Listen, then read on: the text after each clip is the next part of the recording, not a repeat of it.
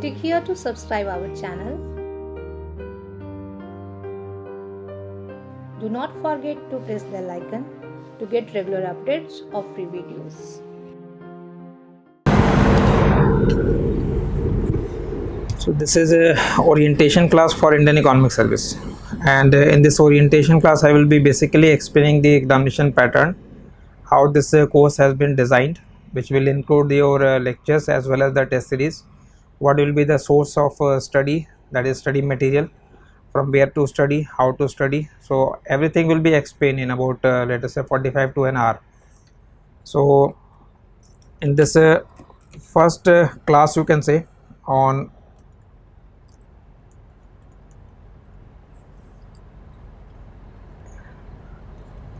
Indian Economic Service, and this course is for 2022, clear. So those who are appearing next year,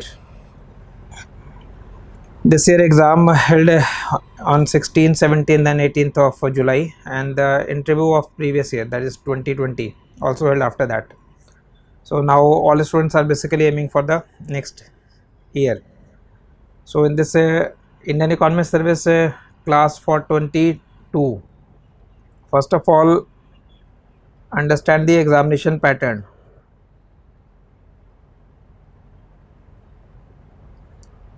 Those who have done the masters, only those students can appear or write Indian Economic Service paper, unlike civil service which require undergraduation. So after post graduation you can write your Indian Economic Service exam. The examination pattern include two stages. One will be the written and other will be the interview. So in that written, one paper will be of general economics 1 of 200 marks. This general economics 1 will basically include content related to micro numerical, then econometrics, stats, maths. I will be explaining in detail also. So first paper is a more technical, we can say, and this first paper is the distinguishing paper between if you are preparing for civil service as well as for the Indian Economic Service. Then general economics 1, the content of general economics 1 is exclusively required for Indian Economic Service and not needed for the optional. So general economics 1, then general economics 2, which will include content of micro, macro, international, money and finance. This second paper also contains 200 marks. Then general economics 3, third part, mainly include growth and development aspects of 200 marks. After that, Indian economy.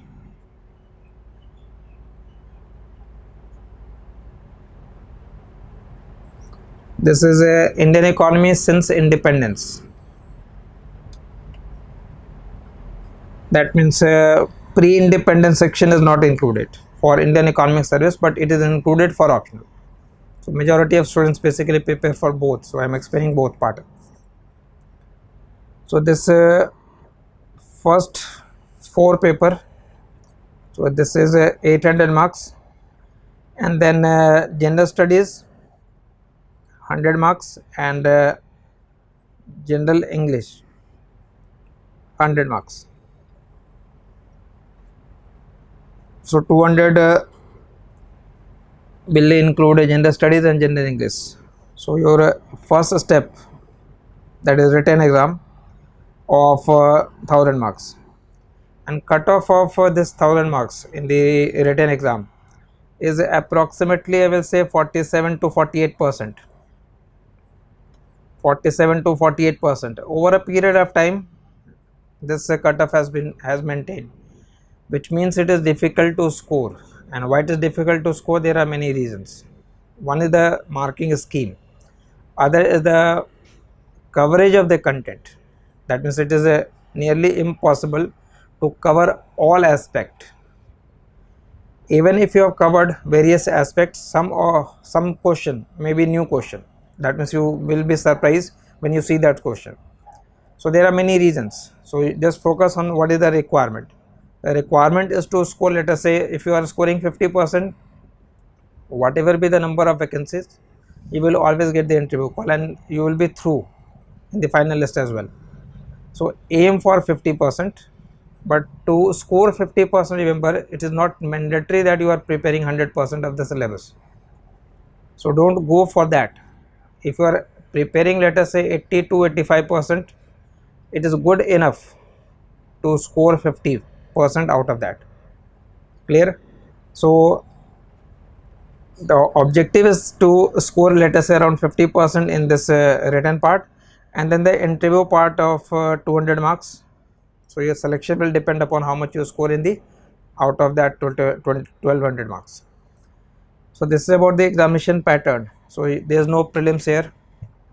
You are directly writing this written part, and if you qualify, then you are appearing in the interview part. These informations are also has been uploaded, so you can see on our website as well. Now come back to the syllabus part.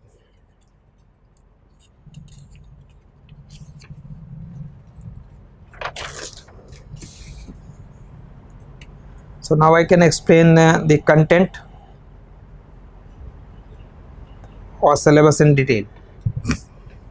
Start with the first paper.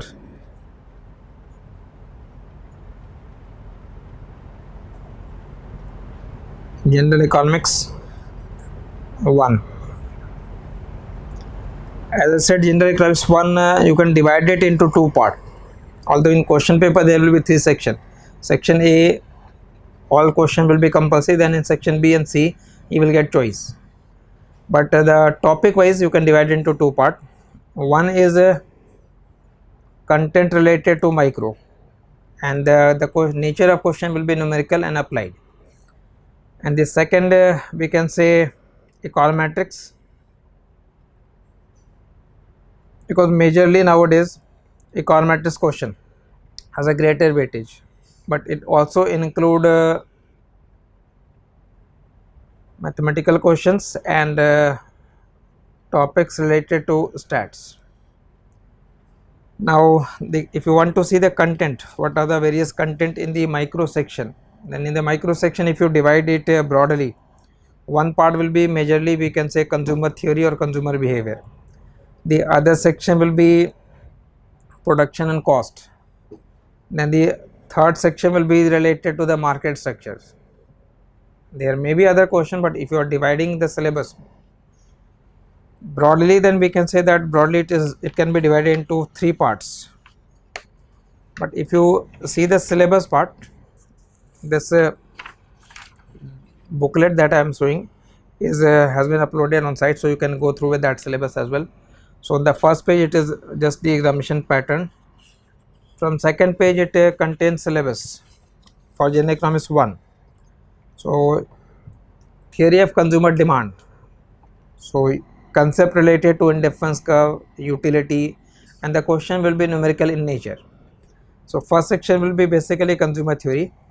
After that there will be theory of production, which will include some concept of cost as well.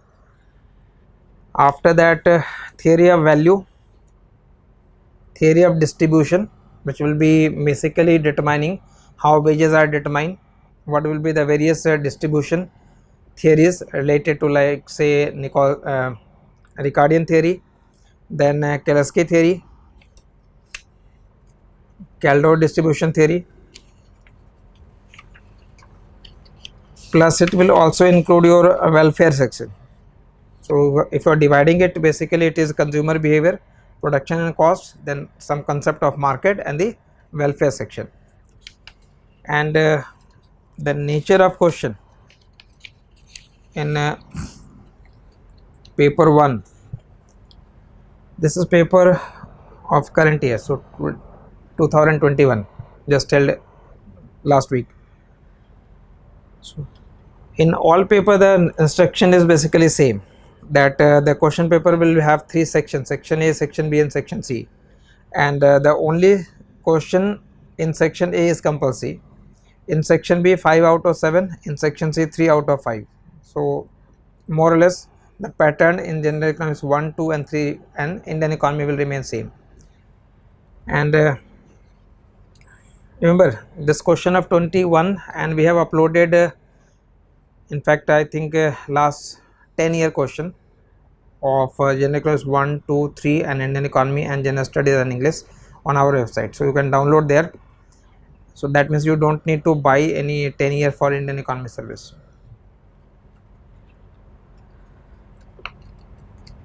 Just look at the question, initial part, section A.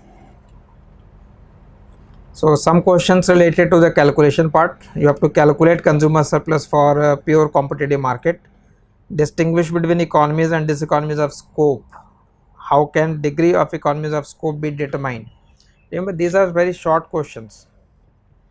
You have to write only, let us say, around 100 words, but your answer must be very exact and precise. Exactness is required. That means if you have to define economies of scope, then you are defining economies of scope exactly, and don't confuse with economies of scale. This question not referring to economies of scale, it is saying economies of scope. So that scope, economies of scope is quite different from economies of scale. How is intertemporal pricing is a form of price discrimination? Give example. So you must know intertemporal pricing, you must know price discrimination, and give some realistic example. So there are questions related to the micro part, but one question was only, you can say, the numerical one, but in section B you will find many. So you can see the first question was just a derive Slutsky equation and interpret. So if you know that Slutsky equation, you know the interpretation of that equation, that Slutsky equation separate or divide price effect into two parts, substitution effect and income effect, and with endowment it divided into three parts, substitution effect, ordinary income effect and the endowment income effect. So you must know those effects, define those effects exactly and interpret that number. Remember, the cutoff is 47-48%. That means I said it is difficult to score. So question may appear to you very simple, but to score in that question you require exactness. Other question is of a utility function, some mathematical questions. Question number 3 is also numerical in nature. Then question number 10 I said from market structure, what do coordinate and Burton model have in common? What are the difference between these two models? So coordinate model, Burton model, Stackelberg model, these are the frequently asked questions from the market section. That means mainly question related to the oligopoly section. So questions has been uploaded there, so you can see those questions in detail. And section C will also have questions related to production and cost, elasticity of substitution. So you need to calculate those. In optional, what will be required is that if you know the concept of elasticity of substitution, fine, but here you have to calculate it. That is the main difference between civil service exam paper and the Indian economy service paper, specifically for paper 1. Then for paper 2 and paper 3 we can say it is more or less similar in nature. Now first write down the source from where you will be preparing general economics 1. So general economics 1 I said it include a micro and econometrics, maths and stats part. The source for micro for numerical purpose mainly, one will be Hall-Varian, intermediate micro. Remember there are two books here, one is the textbook, another is the workbook. So if you are interested in solving numerical, then you have to refer to the workbook. From textbook you will get the concept, that is what is Slutsky equation and how to interpret, that is a theoretical question. You can answer it by reading the textbook, but if the question will be numerical in nature, then to practice those questions there is a workbook. So Hall-Varian, remember you don't require to read the entire book, certain specific chapters will be mentioning those chapter, which chapter you need to study from Hall-Varian, mainly consumer theory chapters. And the other is a workbook or workout.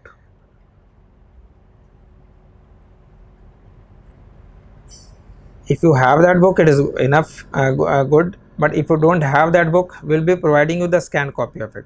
and if possible it will be included in the study material as well. Second will be Snyder and Nicholson. Again, few chapters from Snyder and Nicholson. And one more book which will be similar in nature is Jeffrey Perloff. Again, few chapters from that. So mainly for micro purpose, Hallvarian, Snyder and Nicholson, and Perloff. These three books, from where you can prepare the numerical question as well as the theoretical question for General Economics 1 section. Clear?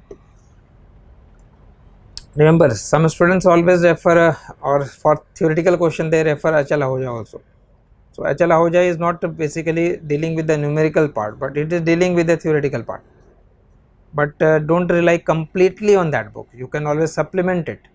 So read it from the core book, that is mandatory, because UPSC require answer from those core book. So there are certain core book, like for example in micro market structure, if you are answering it from the Kutsianis, so that if you are writing those direct word, like for example if question says explain Bain's limit price theory, then what is the meaning of limit price? If you are answering that limit price, if you are defining that limit price exactly from that book, that will be preferred or better. Like for example classical dichotomy or monetary neutrality, that concept in macroeconomics from classical, if you are answering it from Freund, that will be always better.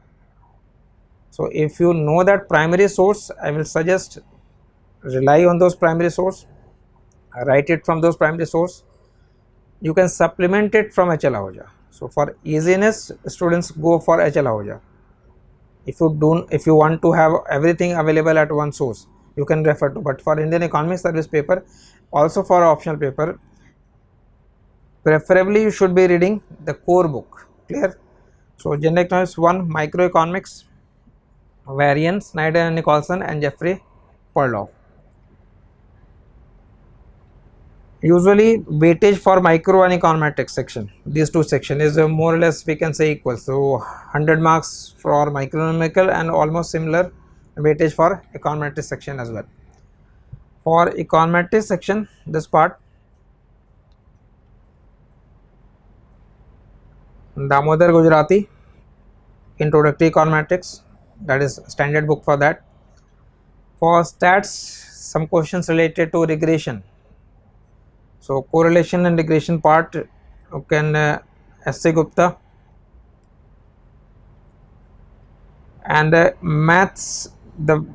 If you see the question of last 2-3 years, the more question is coming from econometrics section as compared to the stats section, and very few question from the mathematical part. So R.S. Bhardwaj is also good for mathematical part. Mainly mathematical part include your input output model, linear programming.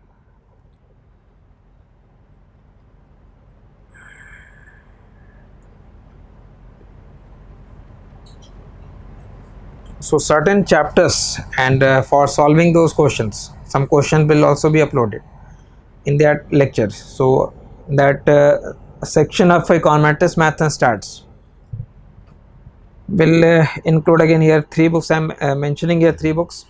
Here also I am mentioning 3 books, but you don't need to buy those books. Again I repeat, it will be provided to you either in the form of your printed study material or in the form of a scanned copy. Clear? So I think for General Economics 1, the source is clear. Now we can discuss about the second paper.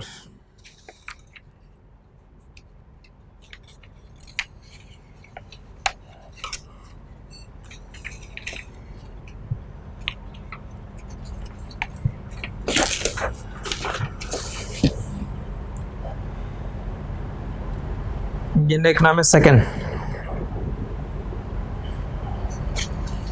The content of General Economics second starts with economic thought, mercantilism, classical, Marxist, neoclassical, Keynesian, monetarist school of thought, then concept of national income and social accounting, After that, majorly it is theory of employment, output, inflation, money and finance. So this part will be very significant, this third section. After that, it include financial and capital market, economic growth and development section. So if you want to write those topic, just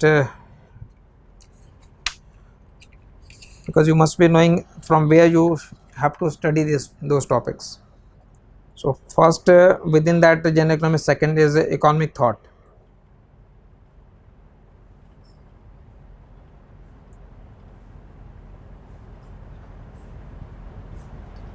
These are very small topics, and you can refer it from ML Jingan also, or from third wall also, for economic development and planning by ML Jingan. So that will be, I think, used that can be used for growth and development section. There are in fact 80, or I say 80 to 90 chapters are there, but those are very small chapters, and out of that 80 or 90 chapter, I think 15 to 20 chapter at the maximum will be needed. So economic thought, you can refer from that. Then the concept of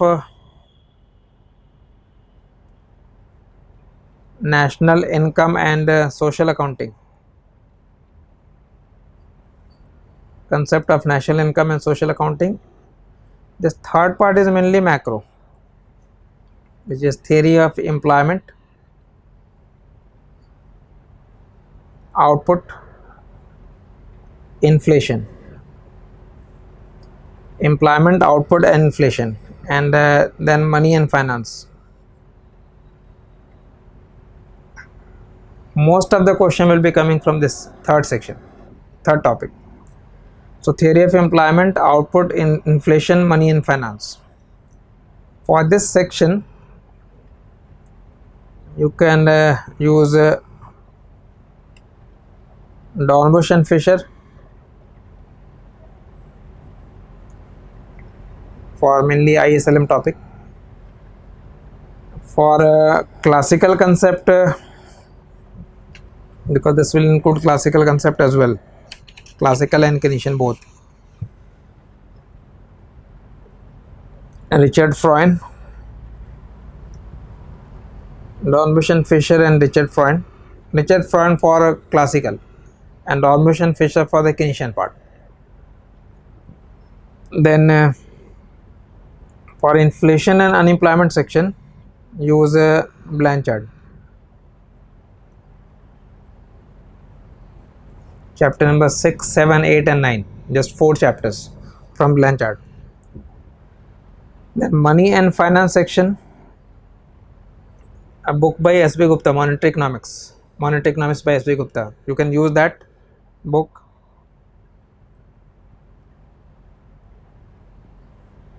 A scan copy has been uploaded there, so you don't need to buy that book. The relevant section has been uploaded, not the entire book.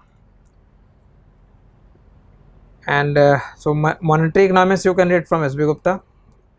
Again, here also you can use H.L. Ahuja. So H.L. Ahuja can always be used as a supplement, but the core book will be Dornbusch and Fisher, Freund, Blanchard and S.B. Gupta. Clear? So this is your third topic in general economics second. Fourth topic included in this second paper is a financial and capital market. Financial and capital market. And this topic include finance and economic development, stock market concept, gilt market, banking and insurance, equity market, role of primary and secondary market, derivative market, futures and options. But you will find very short question from that, not a very long question. Let me just differentiate between futures and options, this type of question, which will appear in section A. And fifth topic is in fact growth and development.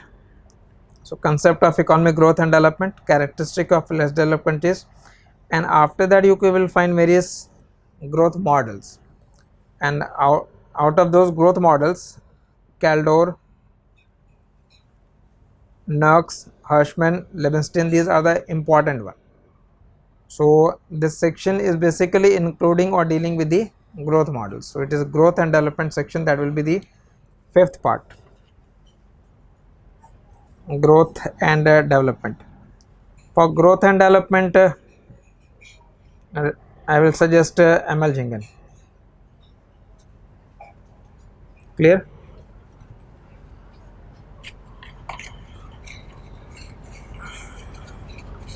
Second paper also include, apart from growth and development, certain aspect of international economics and balance of payment. So these are the first five. Then sixth topic is international economics. For international economics, two sources. One will be Dominic Salvatore, and other is Paul Krugman.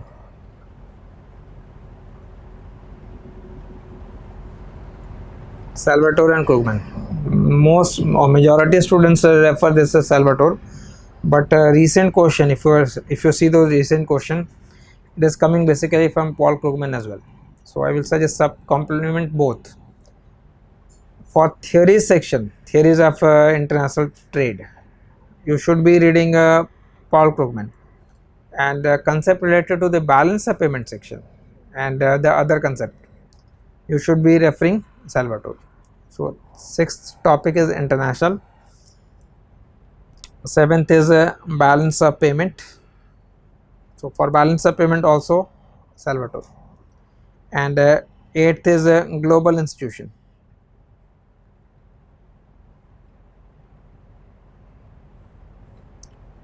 ठीक है, global institutions include IMF, World Bank, WTO, their functioning. So you can say this question will be more current oriented questions. So the question may be having the current aspect, like trade war between USA and China, relevance of WTO in the context of that trade war. So these type of question will be asked in that section. So these are the 8 topics which are included in second paper. Some topic in second paper and third paper, so you will find that it is included basically in third paper, but question may be asked in the second paper. Then the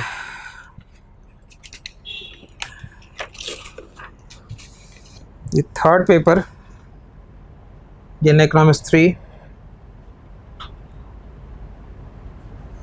starts with public finance.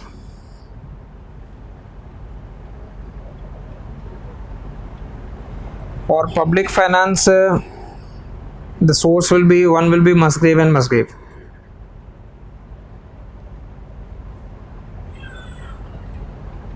Musgrave and Musgrave. Other is HL Bhatia, public finance by HL Bhatia. Indian context के लिए you can use this book as well. Then a few chapters from Stiglitz, like optimal taxation, inefficiency in taxation.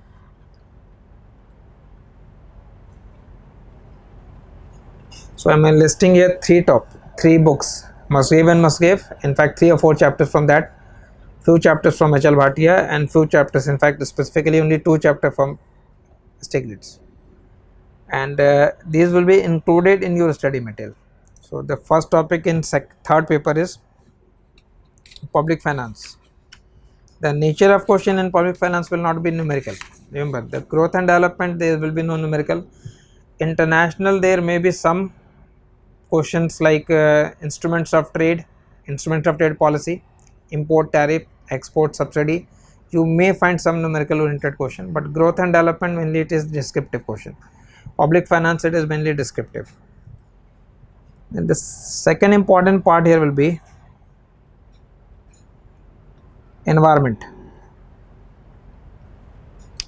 economics.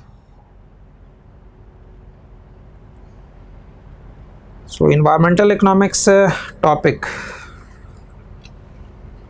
will be majorly asked in third paper, and if you are preparing for both civil service as well for Indian Economy Service, you have to read more in this section for IES. Sustainable Development Concept, Green GDP Concept, UN Methodology of Integrated Environment and Economic Development, Environmental Values, Valuation Method, Design of Environmental Policies, then Theories of Exhaustive Renewable Resources. You can find all those topics in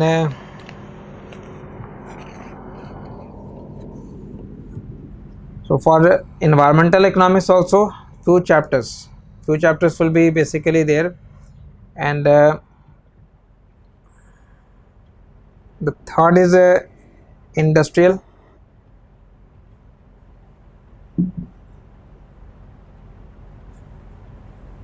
So there will be various sources here for environmental. Industrial economics is basically part of a micro, so you'll find that similar question in first paper as well, and here also, like oligopoly question, monopolistic question, you will find it in paper 1 also as well as in paper 3 also.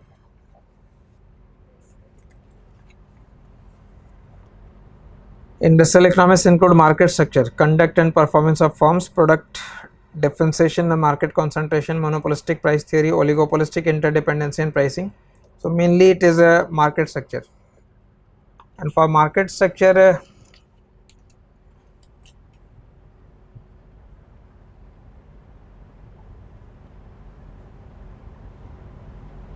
read Kotsanis,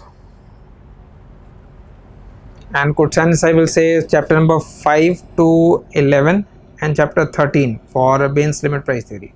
So just 6 or 7 chapter maximum from Kotsanis. Remember, I am listing various books, but the need is not to buy those various books. You will be getting all those compilation in the form of different spiral, and it will be uploaded on site in this in soft, as well as it will be delivered to you through courier. Clear? So that will be part of your study material, so that you don't need to buy various books. The requirement and the aim is to reduce your burden.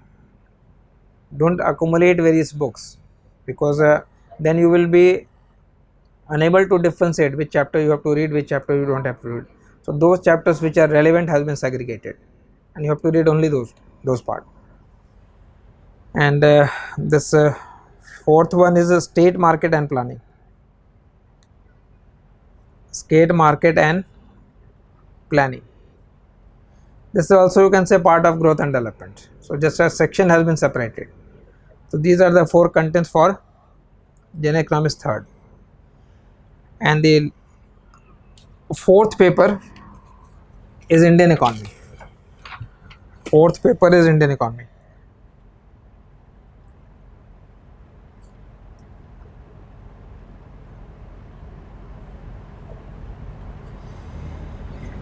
So this Indian economy is basically post independence, since independence, and the better way to prepare it is to divide the Indian economy into various sectors. Various sectors like divide one sector as agriculture. So all questions related to agriculture you have to prepare.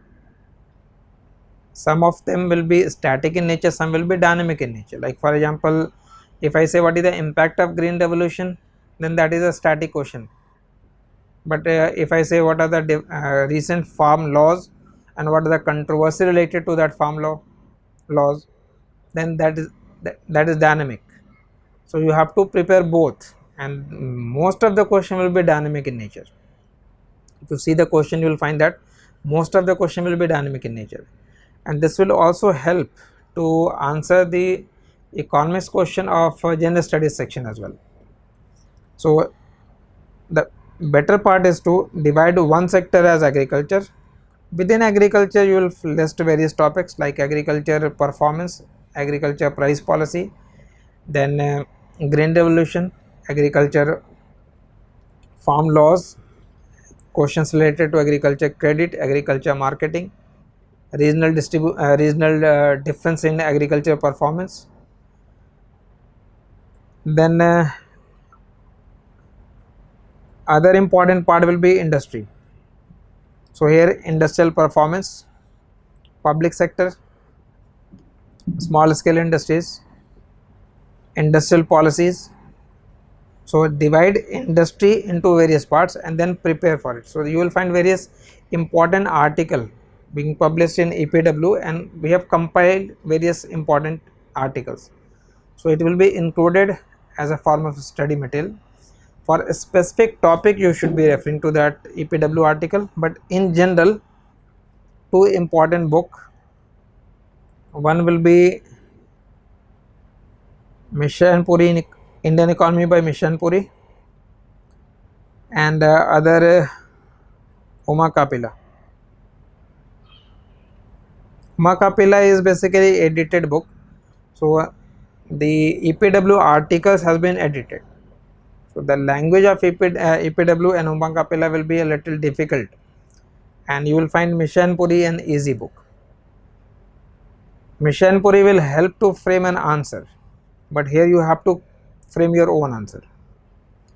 So Mission Puri and Uma Kapila, two book plus your newspaper article.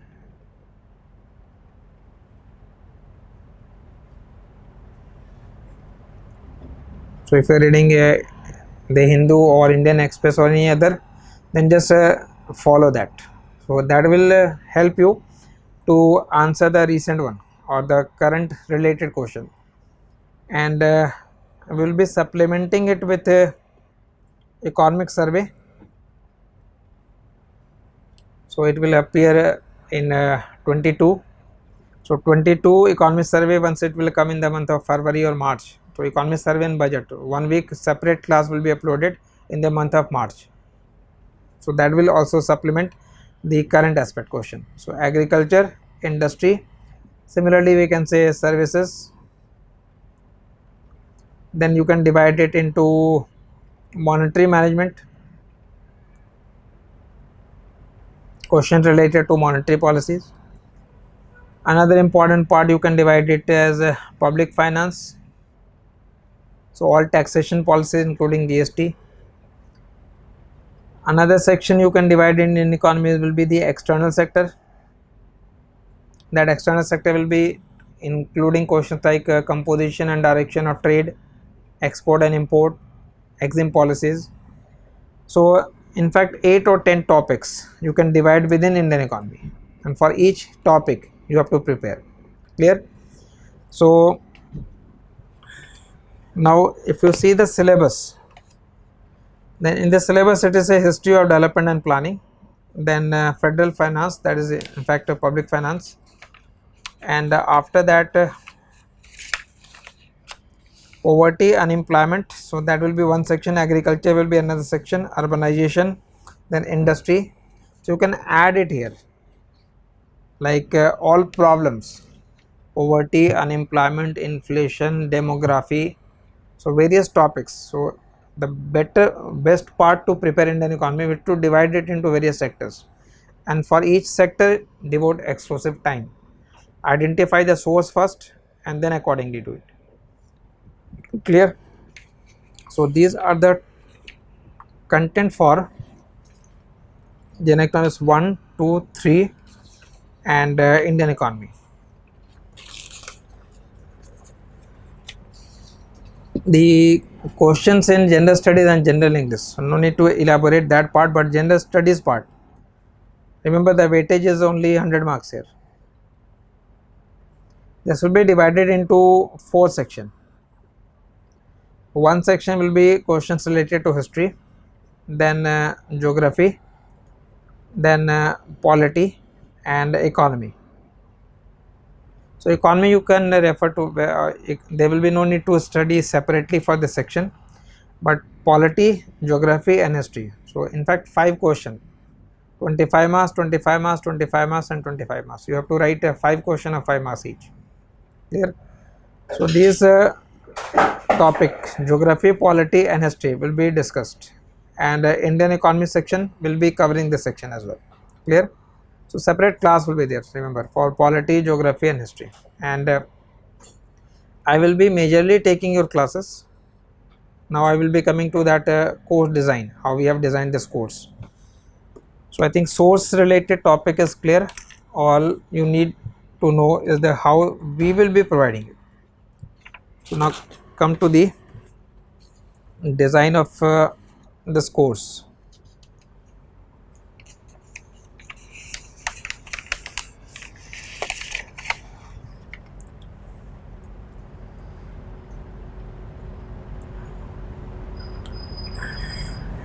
Approximately 180 to 200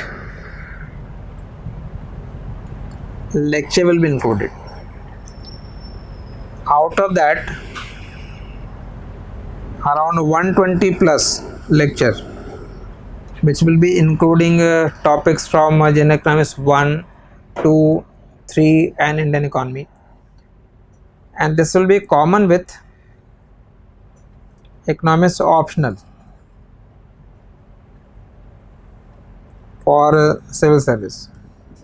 So this 120 lecture is basically we conduct common. And what is specifically required for Indian economy service? That specific topic will include micro numerical,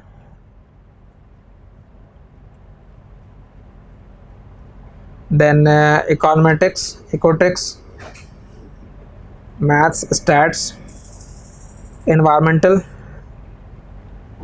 and various topics within the general studies section. So this specific topic will be around 80 plus classes will be for a specific topic.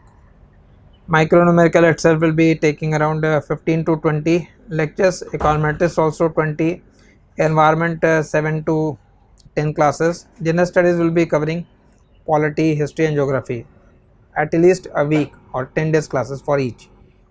So 80 lectures will be for a specific topic. So your course, you will be getting access of two courses in fact.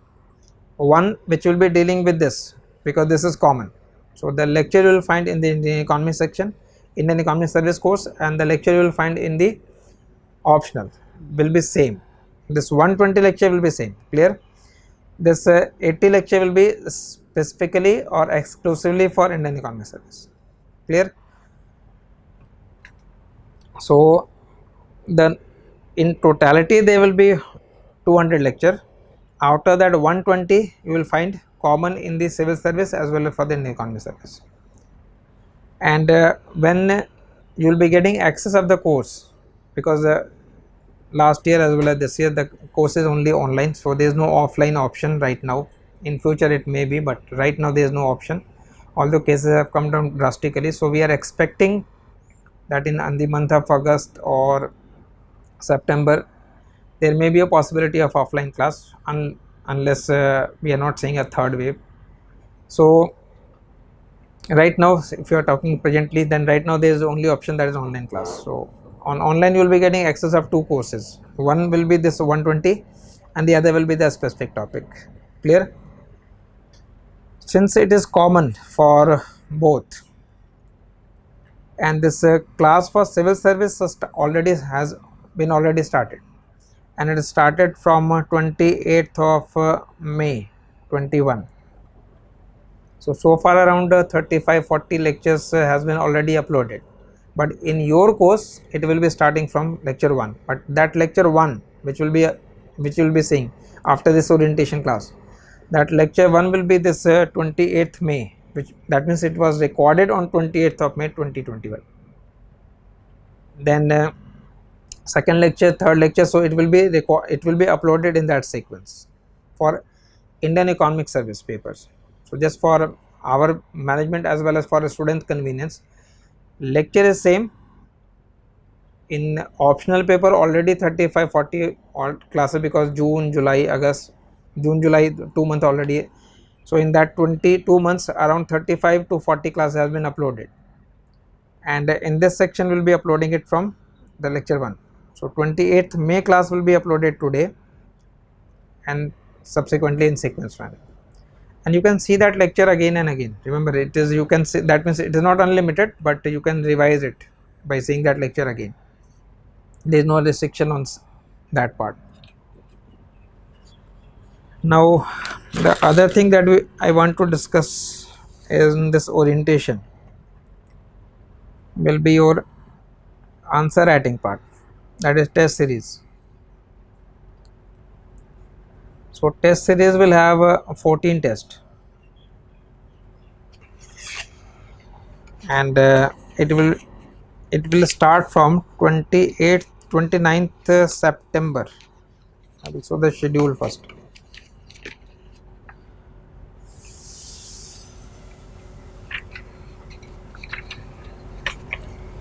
19th September.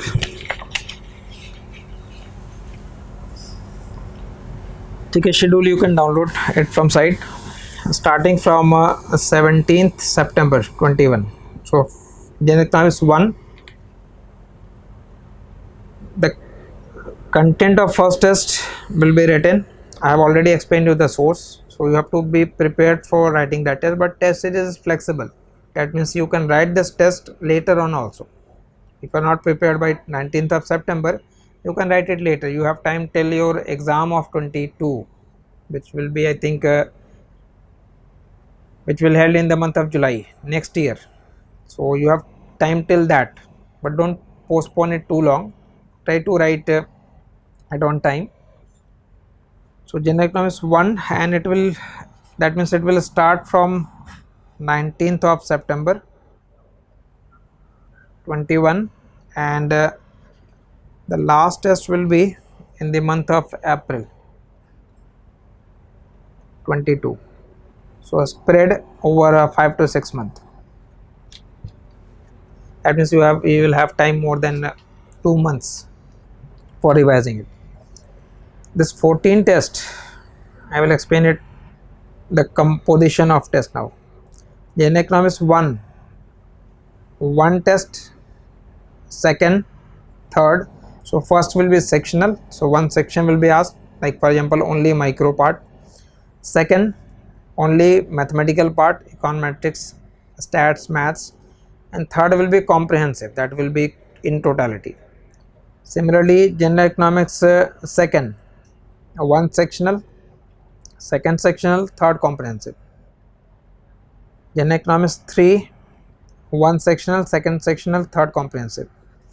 And Indian economy, one sectional, second sectional, and third comprehensive. So 3 each for general economics 1, 2, 3 and Indian economy. That means 12 tests. And for general studies 1, and for English 1. So that is 14 tests. You will be getting a model answer of those tests, not all the question, but majority of question will be getting model answer of those tests, and we'll try to have discussion for those tests as well. We already held we are already taking discussion of the civil service exam for optional, but so far for Indian economy service test discussion will be also uploaded along with the model answer, so that you will get an idea how to write, how much you have to write. Along with this test, focus on daily answer writing practice. So in every lecture I will be showing that based upon this lecture you can answer these 2 questions. And for daily answer writing practice, the set of question will include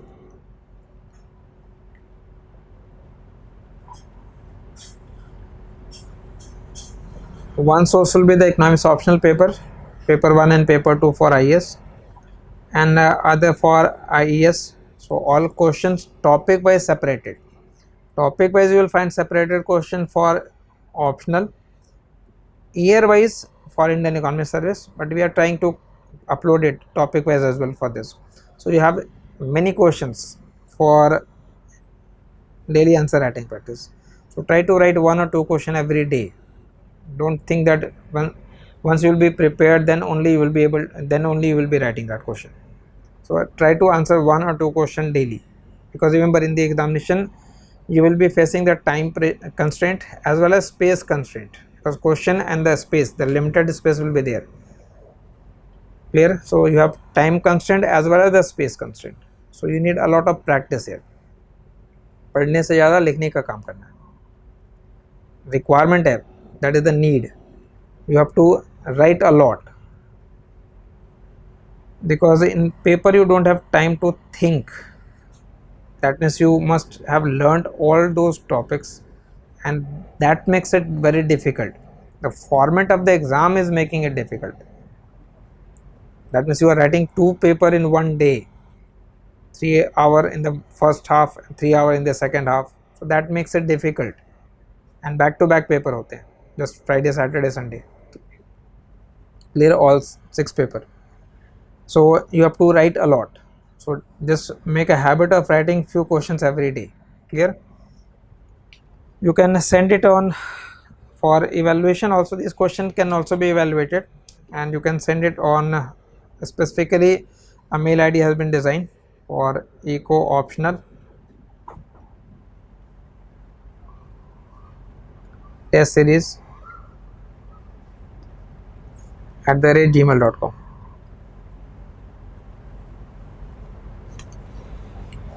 Clear? So you can send it on this mail. You can WhatsApp me or Telegram me also on this number if you want to contact directly with me.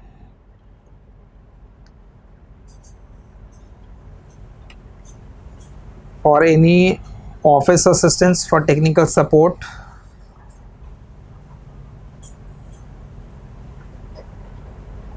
one number will be this, and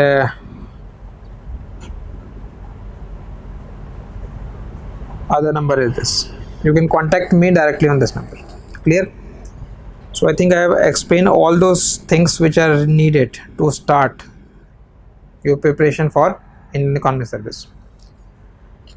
So now these were the important things. Now we can start with this lecture, but I said the lecture of Indian Economy Service will be including or coinciding. Initial 120 lecture will be coinciding with the economics optional, and that lecture will be uploaded today. First lecture will be uploaded, but again I repeat, it was recorded on 28th of May 2021, and so your lecture 1, initial 10 or 11 lecture will be on market micro. After that macro, Keynesian economics and classical economics. Again we will return to micro, that is welfare. So it is not that you have to mention that is it for general economics 1 or general economics 2 or general economics 3. So broadly we are preparing. So first initial lecture will be on micro. So lecture number 1 to lecture number 10 or 11, I think 10 or 11. After that this will be on my market structure. After that from lecture number 12 to I think 20 on macro. After that it will be welfare, then international economics. After that growth and development will start, and the specific topic class, a specific topic class will be uploaded. So right now it will not be uploaded, it will be uploaded from I think around 15th of August. Right now we are starting with the economic section. Clear? So I think all things has been explained. So this is the first orientation class. After this lecture 1, you are seeing basically lecture 1, but that was recorded on 28th of May 2021. Clear? So for any clarification related to how this course will be conducted, if you still have any doubt, just call me on. I have already provided you the number. Clear? And lectures are basically uploaded by evening. So don't think that it will be uploaded in the morning. So lectures are usually uploaded by 6 p.m. or 6 to 7, in between 6 to 7 p.m. So just make a schedule and write your all content in separate spiral. Make one spiral for micro, paste all questions, previous year question, and use both question for civil service as well as for Indian economic service, because questions are coming in both paper. You will find same question. Few questions are very common. So make one spiral for micro, paste all those questions there. Topic wise question has already been uploaded there, so download it and paste it there, so that you have the content, you know the source, and you are able to answer all those questions. For micro, for macro, for international economics, for growth and development, for money and finance section, for Indian economy section, prepare separate spiral. Clear? And for answer writing, prepare a separate spiral. For answer writing, prepare separate. And in answer writing, it is not that just pick any question. Decide today that what you are going to write tomorrow. Read those questions today, learn it today, and then within that specific time you have to answer it in an answer format. What we will be dictating you, basically that will be a notes, that will be basically a notes for the chapter. You have to present it in the form of answers, so you have to learn that art, how you can use that note or the content of the book to write in the form of answer. Clear? So all the best for your preparation. So I am leaving this orientation class here, and after that lecture number 1. So we will be starting with lecture number 1. Clear? Thank you.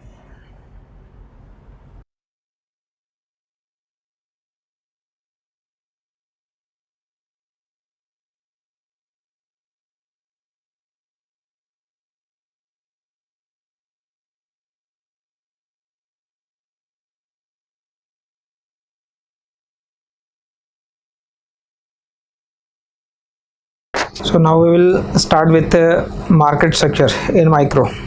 So can start with a fresh page.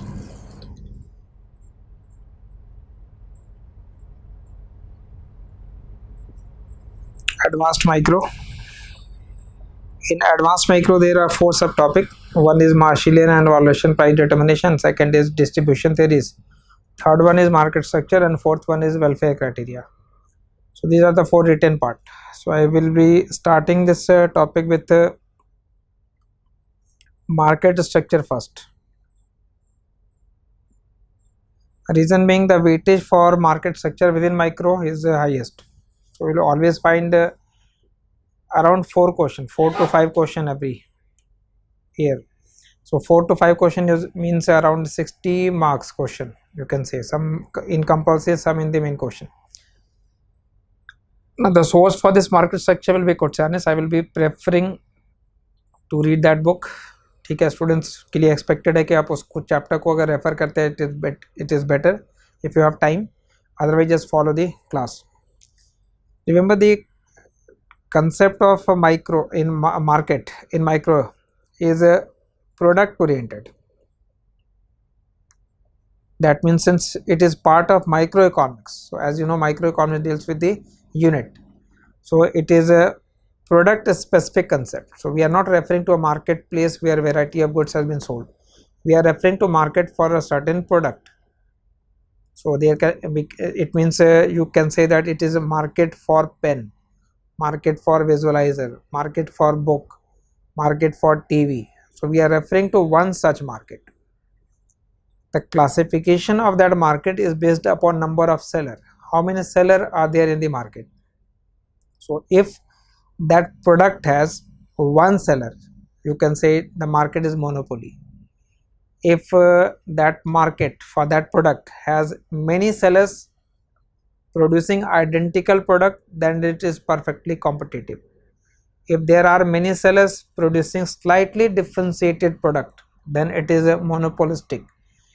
If there are few sellers, that is more than one but not large in number, then the market is oligopoly. Exactly 2 sellers, the market is duopoly. So when I say the concept of market is product oriented, so if you are referring to the market, then in that market there can be one seller. So if there is only one seller in the market, the nature of that market is monopoly. More than one but not large in number, it will be oligopoly. So if there are few sellers, the market is oligopoly. If there are many sellers in market but all of them are producing same product, then it is perfect competition. Many sellers in the market but all are producing slightly differentiated product, one pen different pen, but I can substitute one pen for the other, then the market is a monopolistic. Primarily we have to refer to these four market: monopoly market, oligopoly market, perfect competition market, and monopolistic market. Now in any market form, two important decision has to be taken by a firm. So when I use the word market, market is basically this: in that market there can be only one firm or there can be many firms. So when I use the word firm, there is one firm, say firm X in this market, and two important decision relates to: one is how much is the quantity, that is output, to be produced, and what will be the price for that output. So if there is a firm producing pen, that firm has to decide one thing: how much number of pen it should produce and at what price it will be sold in the market. How that firm take a decision, we have to explain that. Then the related issues, but this is primary: how a firm in a competitive market take that decision, how that firm in a monopolistic market will take that decision, how a firm in oligopoly market will take that decision. So output and price determination, this is one important part. Now before starting with this perfect competition market, I will start with this perfect competition market today. Before starting with this perfect competition market or any other market, there are certain basic concept, and that basic concept will apply for all markets. So I will be explaining that, assuming that you don't have that economics background. So assuming that you don't have any background, what is the basic requirement to understand this concept? So that basic concept I will be explaining in technical note. So write those technical note, but wherever you write that technical note, remember you are not required to write it in paper. Just for your own understanding you are writing it in your notebook. So first important technical note, first one, remember we have to decide output and we have to decide price. Now we assume that firm will always produce that much output where its own profit get maximized. That is the aim of firm in any market, whether it is monopoly, monopolistic or oligopoly. The objective of firm is to maximize their own profit. But question is how firm will get to know when its profit get maximized. So that profit maximization decision or condition we have to explain in this first technical note.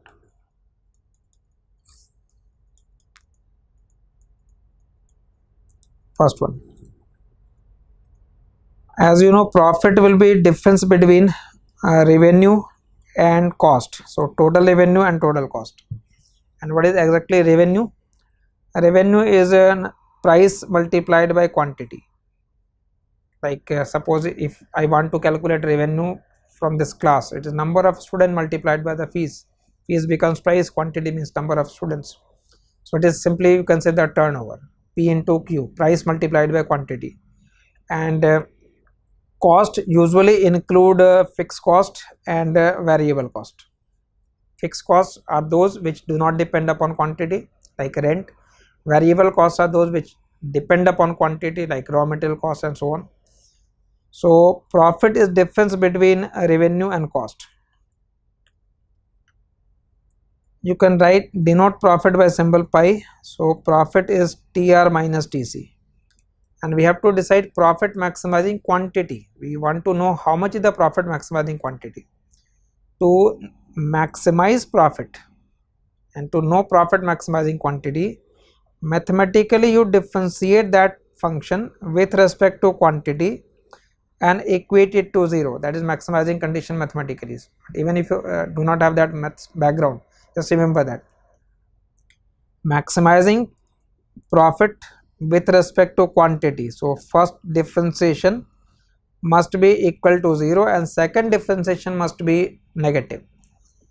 Differentiation को simple form में आप ऐसे समझ सकते हैं. Differentiation is actually change. So when I say differentiation of a total revenue with respect to quantity, you can say it is change in total revenue due to change in quantity, and change in total revenue due to change in quantity in economic language will be marginal revenue. So when you differentiate that total, you get the concept of marginal. So differentiating TR, you will get MR. Differentiating total cost, you will get marginal cost. Total revenue को अगर differentiate करते हैं तो marginal revenue आएगा, total cost को differentiate करेंगे marginal cost आएगा, total product differentiate करेंगे मार्जिनल प्रोडक्ट आएगा, टोटल यूटिलिटी डिफरेंशिएट करेंगे मार्जिनल यूटिलिटी आ जाएगी. So differentiation is nothing but change, और मार्जिनल का मतलब ये होता है additional. So marginal revenue means additional revenue due to additional quantity. Marginal cost means additional cost due to additional quantity. Marginal product is additional product due to additional labor. Marginal utility, additional utility due to one additional unit consumed. So marginal is means additional, that is change. So this differentiation means marginal revenue, this differentiation means marginal cost. So MR minus MC is equal to 0, which means MR is equal to marginal cost. So this is your first necessary condition for profit maximization, and remember this condition will remain same in all form of market structure. So MR must be equal to MC. One more thing, when you differentiate a value, you geometrically you get slope of that. So total revenue का slope marginal revenue, slope of TC is marginal cost. So when you differentiate total, you get slope of total, that is marginal. So when I differentiate marginal, I will get slope of marginal. So first differentiation must be equal to 0, and second differentiation, second मतलब इस equation के लिए, second differentiation must be negative, but this value can be negative only when this number is negative, and when I differentiate a concept, I get slope of that. So it is slope of marginal cost must be greater than slope of marginal revenue. This is your second and sufficient condition, जिसे simple words में कहते हैं MC cuts MR from below. MC cuts MR from below. So marginal revenue must be equal to marginal cost, and slope of marginal cost must be greater than slope of marginal revenue. तो ये कहीं आपको reproduce नहीं करना, you are not required to reproduce, just remember two things. For profit maximization, following two conditions must be satisfied. First, MR equal to MC. Second, slope of MC must be greater than the slope of marginal revenue. Just remember that. I will explain the economic reasoning behind it, but this is the mathematical part. So this is your first technical note. After that, write down the second technical note before starting. Okay, so this revenue meaning is clear. Price into quantity, total cost is cost of production here, and when you differentiate total, you get marginal. When you differentiate total cost, you get marginal cost, and marginal means addition to total. So marginal cost is addition to total cost, marginal revenue is addition to total revenue. Now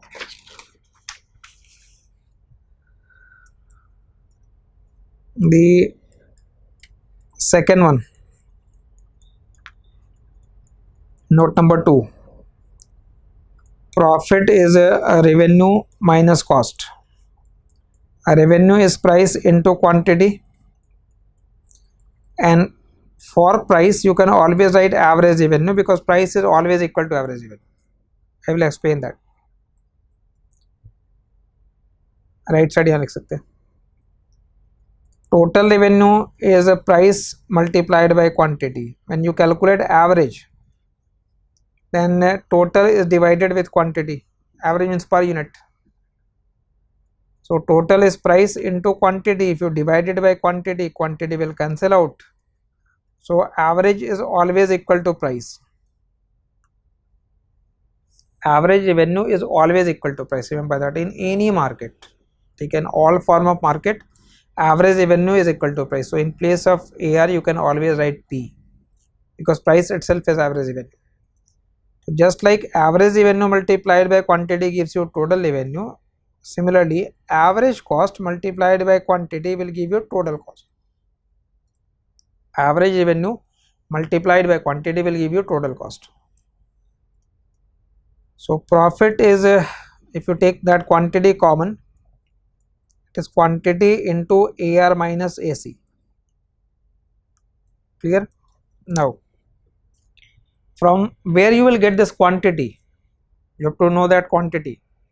So this quantity you will calculate by equating MR with MC. By equating marginal revenue with marginal cost, you get profit maximizing output. So that profit maximizing quantity.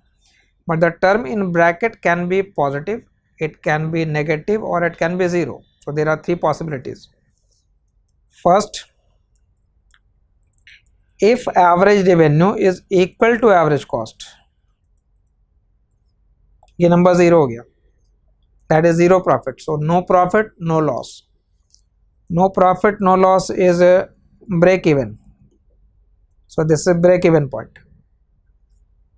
But in break even, it is said that firm earn normal profit, because normal profit is part of cost.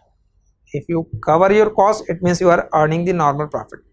But how normal profit is part of cost, you can understand it best by a simple example.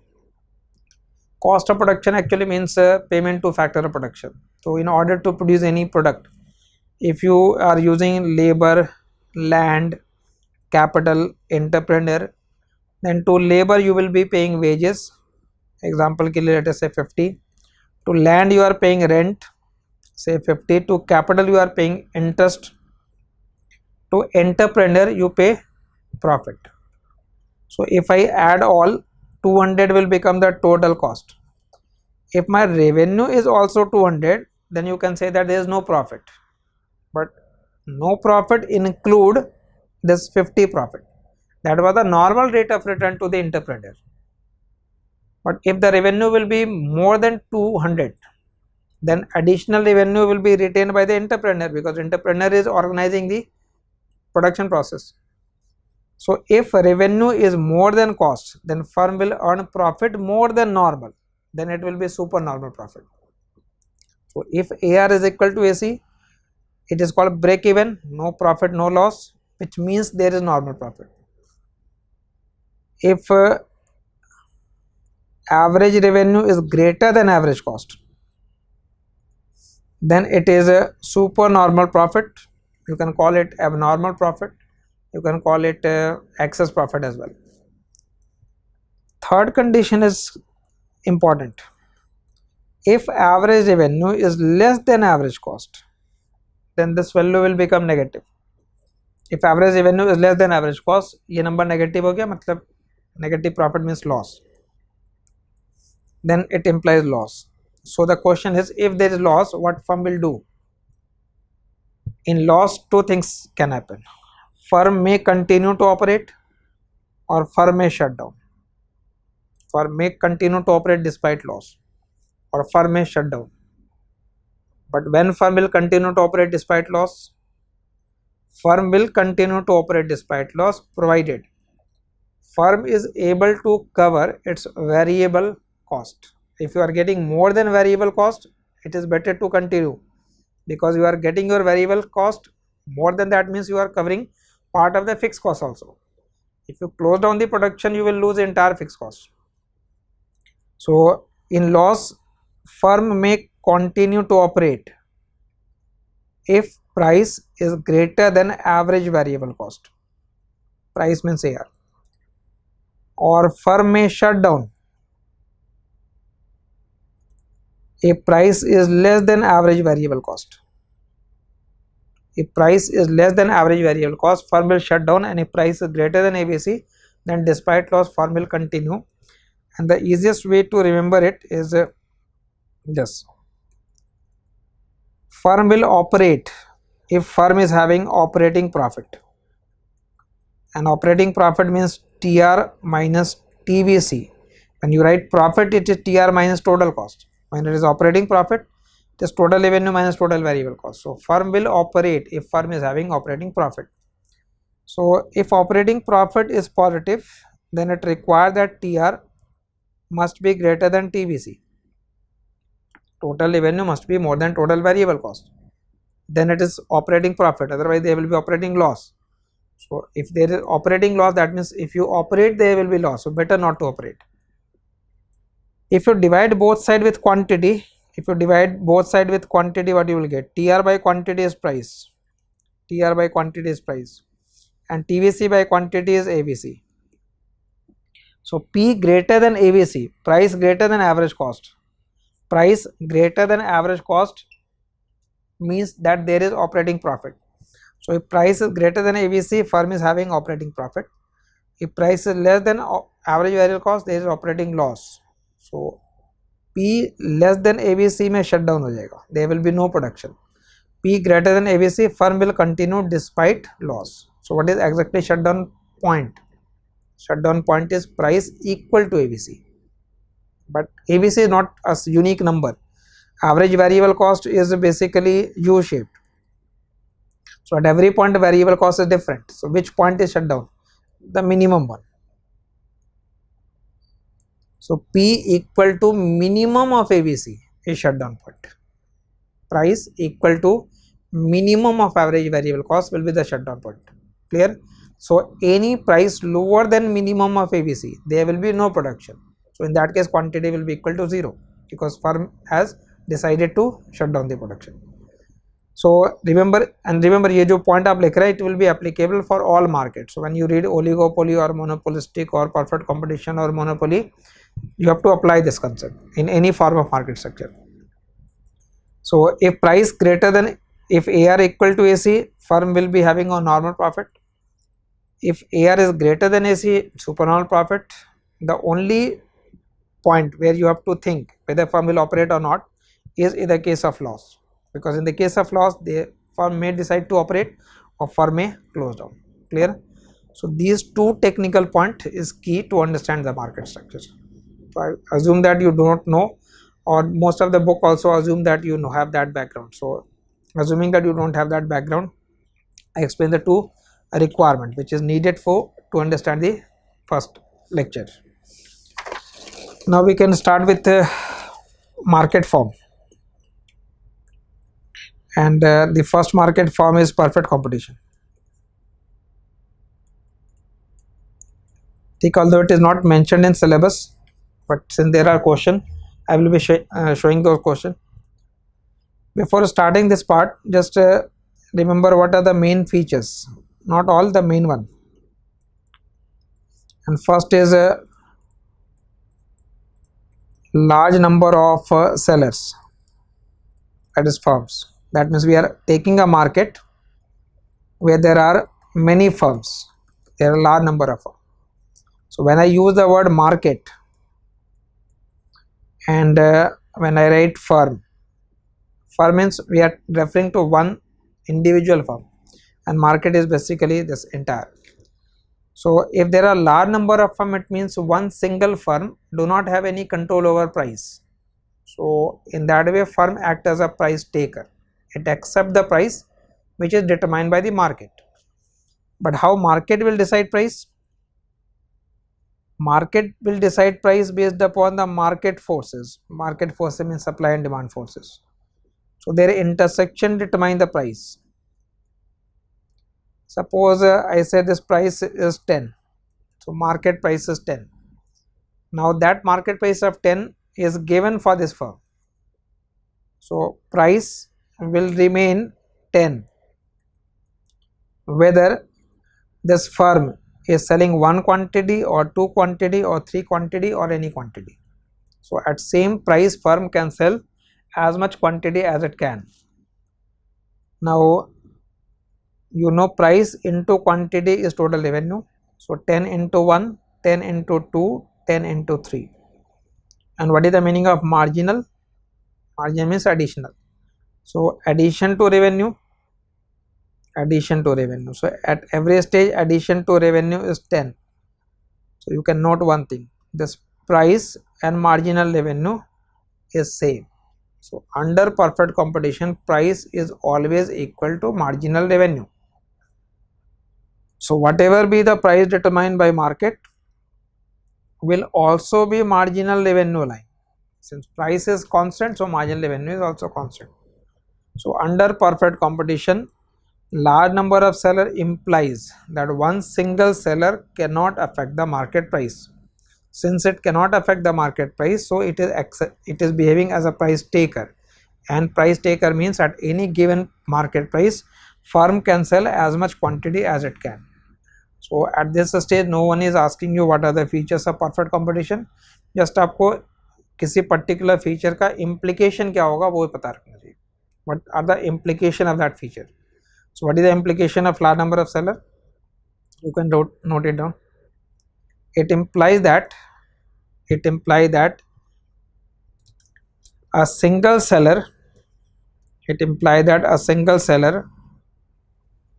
cannot affect market price. A single seller cannot affect market price, and firm act as price taker. Underline the word, firm act as price taker. Also price is equal to marginal revenue, P equal to MR. Price is equal to marginal revenue. Price is equal to marginal revenue.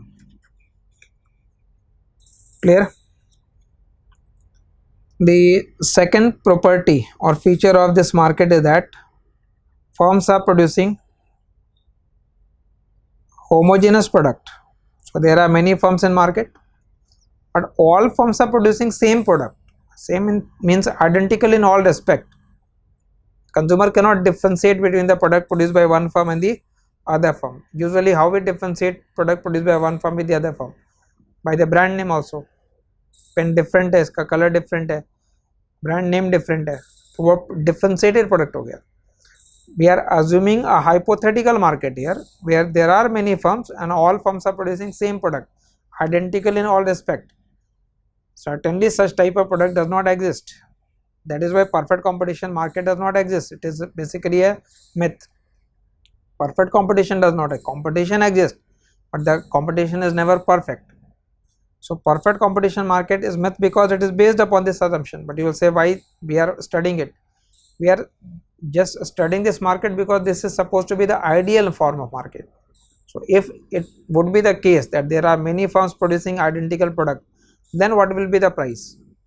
Then only we can judge if they are not producing the same product, if they are producing differentiated product, then how that decision will deviate from the ideal.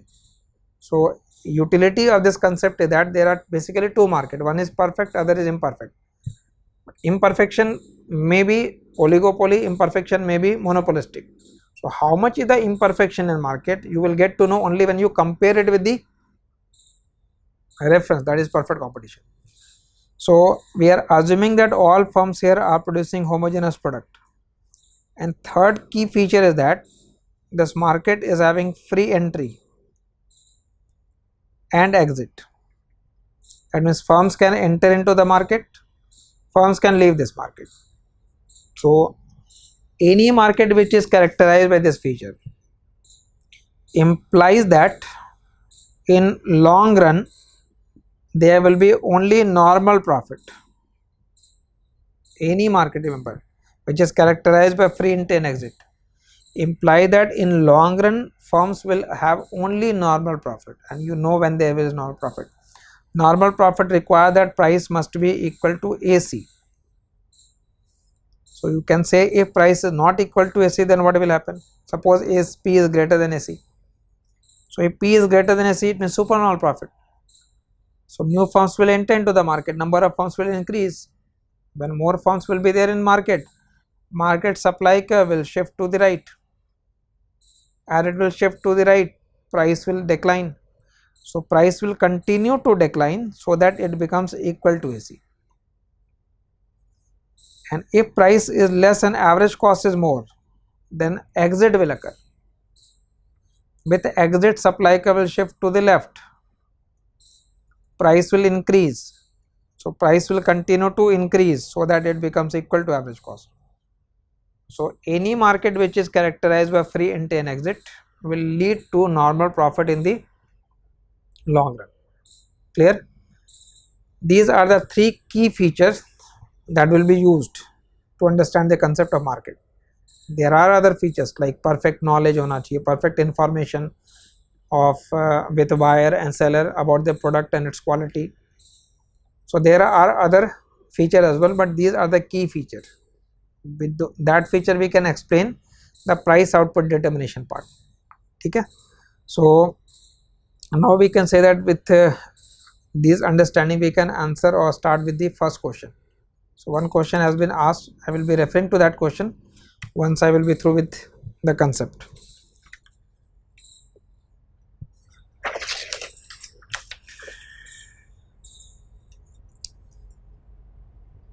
So you can write the setting price output determination.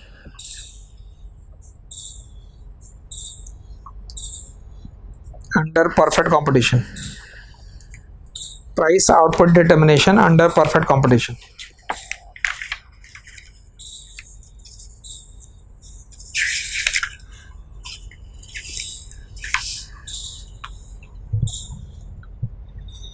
Now price and output determination under perfect competition, we have to take two different approach. One is total revenue and total cost approach.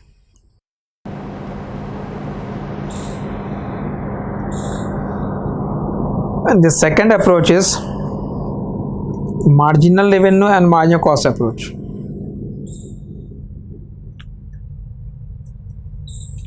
So firm will always produce that much output where its profit get maximized, we know that. But how to define profit? It is difference between revenue and cost. So the quantity where this gap between revenue and cost is maximized will be the profit maximizing quantity.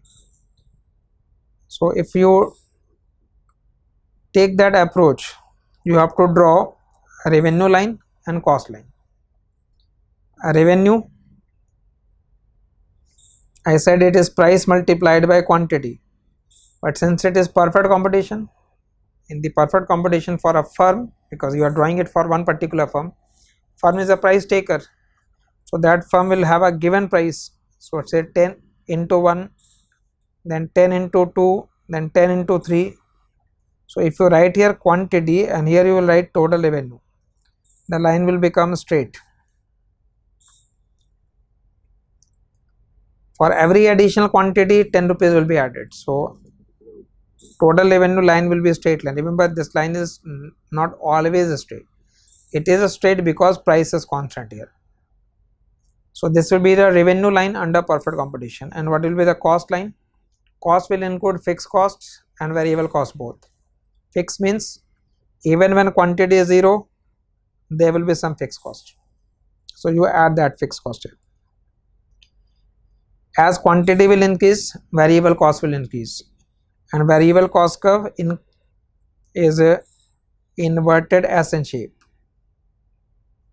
So this is the total cost including fixed cost and variable cost. Only variable अगर draw करते तो origin से draw करते, यहाँ से start किया मतलब fix cost हमने ऐड कर लिया.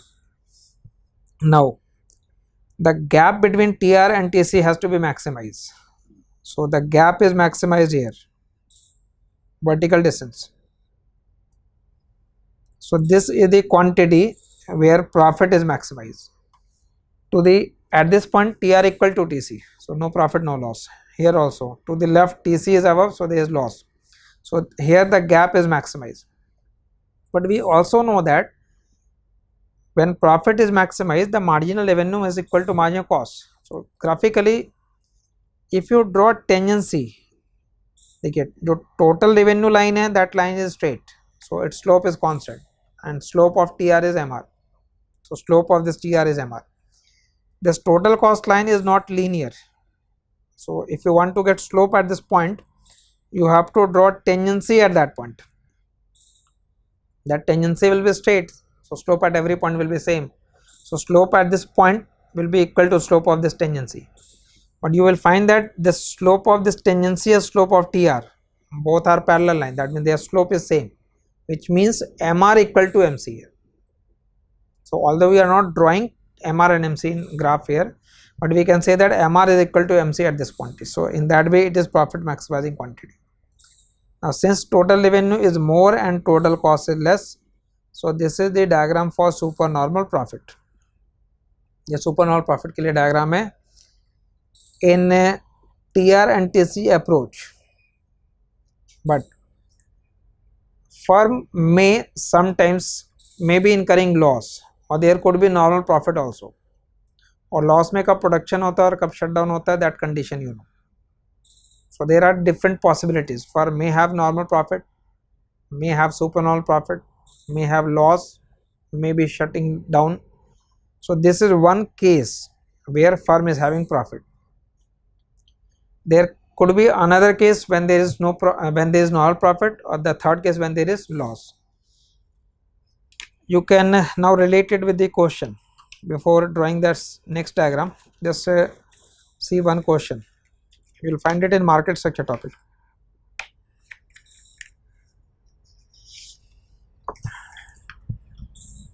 ठीक है, मार्केट स्ट्रक्चर वाले टॉपिक वाइज क्वेश्चन में होगा. क्वेश्चन नंबर 22 2015 का क्वेश्चन है. I think it is 22. Just read that question. It says under perfect competition. So perfect competition is given. Under perfect competition in short run, find out graphically without using average cost curve. So you don't have to use average cost curve. The condition in ICM for existence of normal profit, supernormal profit and loss. Normal profit one case, supernormal profit second case, and the third condition of loss. Graphically show करना है under perfect competition in short run without using average cost curve. You don't have to use average line. Since you don't have to use average line, you are left with only one choice. Draw the total revenue and total cost line. So by using total revenue and total cost, you have to show three conditions graphically: normal profit, supernormal and loss. Supernormal profit is this one. Supernormal profit के लिए condition ये हो गया, because TR is greater than TC here. Clear? So you can use it as diagram number 1. So draw it clearly. I will explain all three cases, but how you will write it in the form of answer. For that purpose, just write one paragraph initially.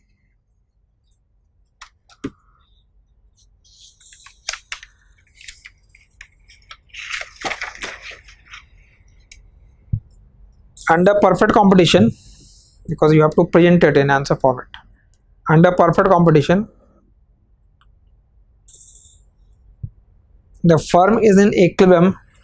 The firm is in equilibrium when it maximizes its own profit. The firm is in equilibrium when it maximizes its own profit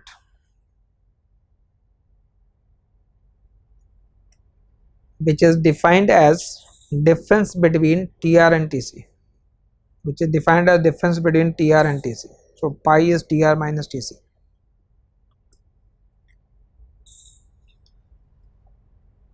So given that normal rate of return, is a normal profit कह रहा है, given that normal rate of return is included, normal rate of return is included in total cost of firm.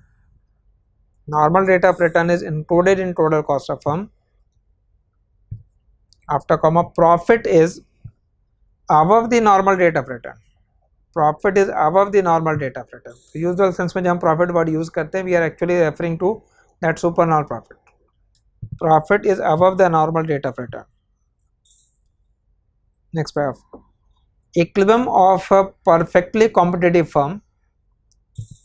Equilibrium of perfectly competitive firm may be shown graphically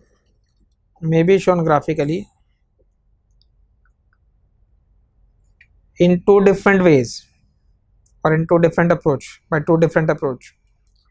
First, TR and TC approach. Second, MR and NC approach. TR and TC approach and MR and NC approach. Although here we are explaining first TR and TC approach. Next paragraph. The total revenue curve is straight line. Remember, you have to explain that. Marking will be based upon the logic. Just don't leave by drawing the diagram and writing as S&P. That will not fetch you marks. You have to draw the diagram clearly, but you have to explain why you have drawn this as a straight line, why it is inverted S in shape. Give a reason. The total revenue curve is straight line through origin, showing that price is constant, at all levels of output. Price is constant at all levels of output.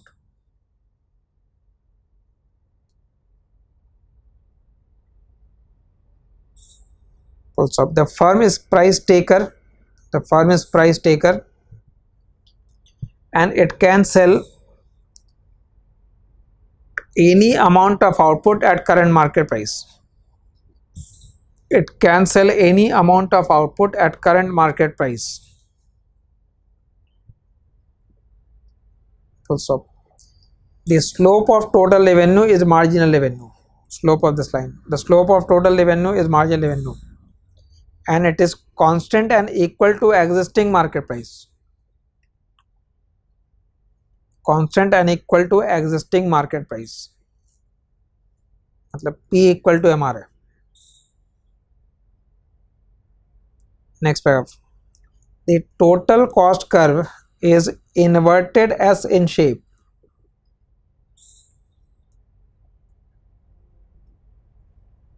Total cost curve is inverted S in shape due to law of diminishing return.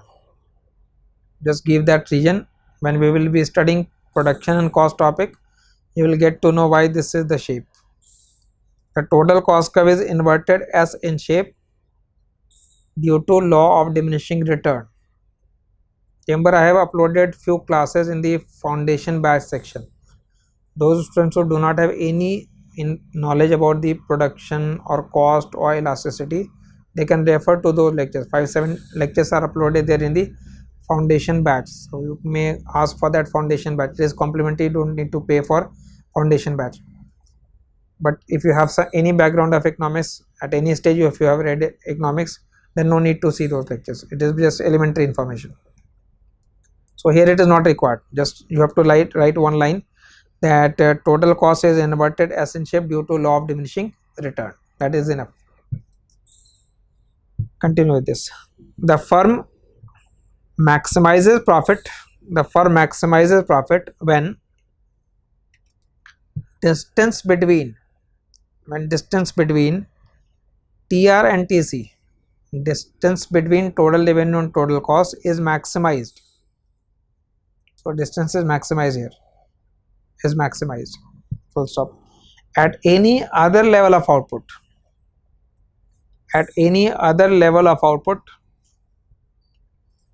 Profit is not maximized.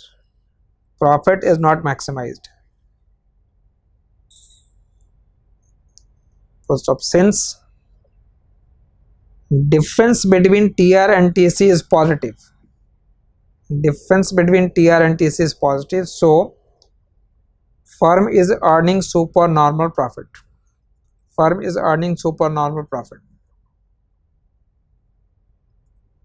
And in bracket shown in diagram 1. So when you are writing answer, explain that paragraph first, which has been dictated, and then draw this diagram. Then again start with the paragraph and then draw the case of loss, and then third one for the normal profit, because 3 conditions you have to show. So this is your first condition. Next paragraph. Draw it clearly. Use always a scale. ठीक है, rough में या disproportionate draw नहीं करना. Maintain your register properly. Use always scale while drawing diagram. Next paragraph. However, in short run, because question was referring to that short run, under perfect competition in short run means there are some fixed costs, there are some constraint. Long run means there is no fixed cost, everything is variable. Next paragraph. However, in short run there could be loss for competitive firm. There could be loss for competitive firm when total cost is greater than total revenue. When total cost is greater than total revenue.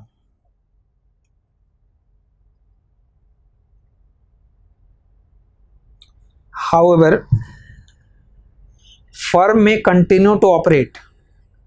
Firm may continue to operate despite loss. Firm may continue to operate despite loss if total revenue is greater than total variable cost. If total revenue is greater than total variable cost. Because in that case, firm will get operating profit. In that case, firm will get operating profit. So total revenue less than TC, but it had to be greater than TVC. Now you have to show this graphically.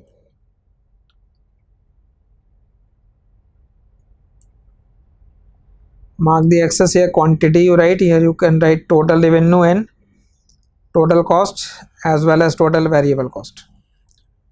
Draw TR line straight under perfect competition.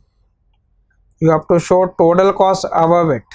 Total cost will have fixed cost above it, so entirely it will be above, inverted S. The distance between TC and TR has to be minimized. If you have profit, you maximize it. If there is loss, you minimize it. So the gap is minimized here. So this will be the profit maximizing quantity, but here it is loss condition. Again, if you draw tangency, the line will be parallel to the TR line. But TVC has to be lower. When you draw total variable cost, you start with origin and it will be shown parallel to the total cost line.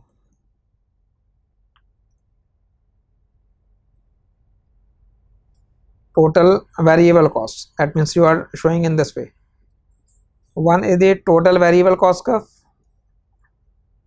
When you add fixed costs, this will be the total cost. So this gap will remain same everywhere. Clear? So if I mark here A to B, then the loss will be distance A to B. But despite loss, firm is operating because firm is having operating profit. So operating profit is this distance B to C. Okay, use it as a diagram 2. Okay, clearly mention कीजिएगा which area, which distance is profit, operating profit, and which distance is loss.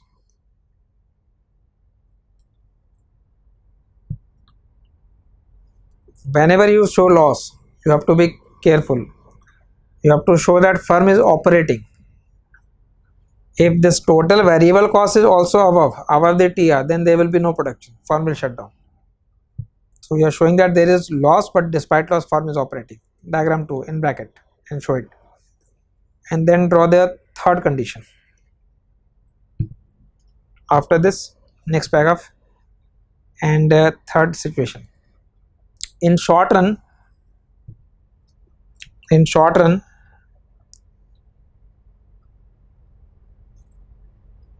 competitive firm may earn only normal profit.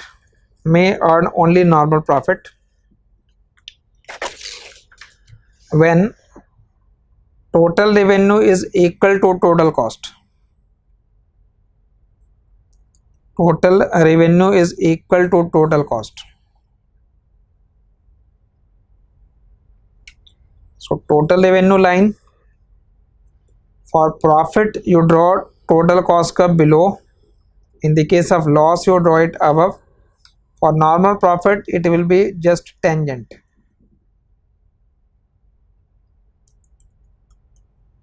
So this point will be the profit maximizing quantity. Diagram number 3. Done. So that question actually require all 3 graph. Use short paragraph. I think it was in compulsory question, 10 marks.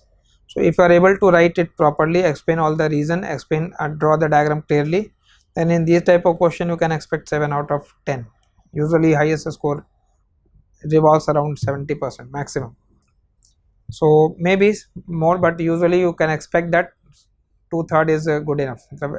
Any, if you are writing a perfect answer, ideal answer, expect 60 to 70 in between, not more than that.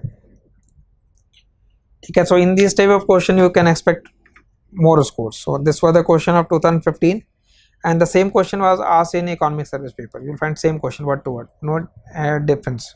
So the question bank you can refer always. For optional you can refer to that economic service, and economic service you can refer to optional paper. But in economic service you may also find some numerical based question, but relevant जो अपने काम के हैं. So when I will be asking question in test series, I will be referring to economic service question paper as well. So this is the common question. So based upon this class you can answer this question 1. You can answer one more question, but for that question, before answering that question, we are left with one more approach. Remember one more thing. Suppose if I just modify this question and in place of perfect competition I write monopoly. ये same question फिर monopoly में भी discuss करेंगे. When monopoly chapter will start, the differentiating factor will be that the total revenue curve will be different. It will not be a straight line in monopoly. Under perfect competition it was straight line, but in monopoly it will be different. So when I will start the monopoly chapter, I will ask this question again with this modification. Now the second approach is a marginal cost marginal revenue approach, MRNMC.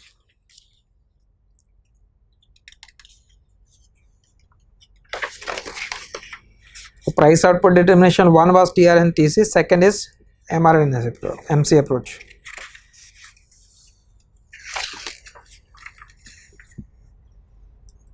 Marginal revenue and marginal cost approach. Now same thing we are explaining in by using now MRNMC. So I draw the market diagram, and for firm, prices are determined in market by market force of demand and supply. That one firm or individual firm, which is a representative firm, will accept the price, and price itself is MR.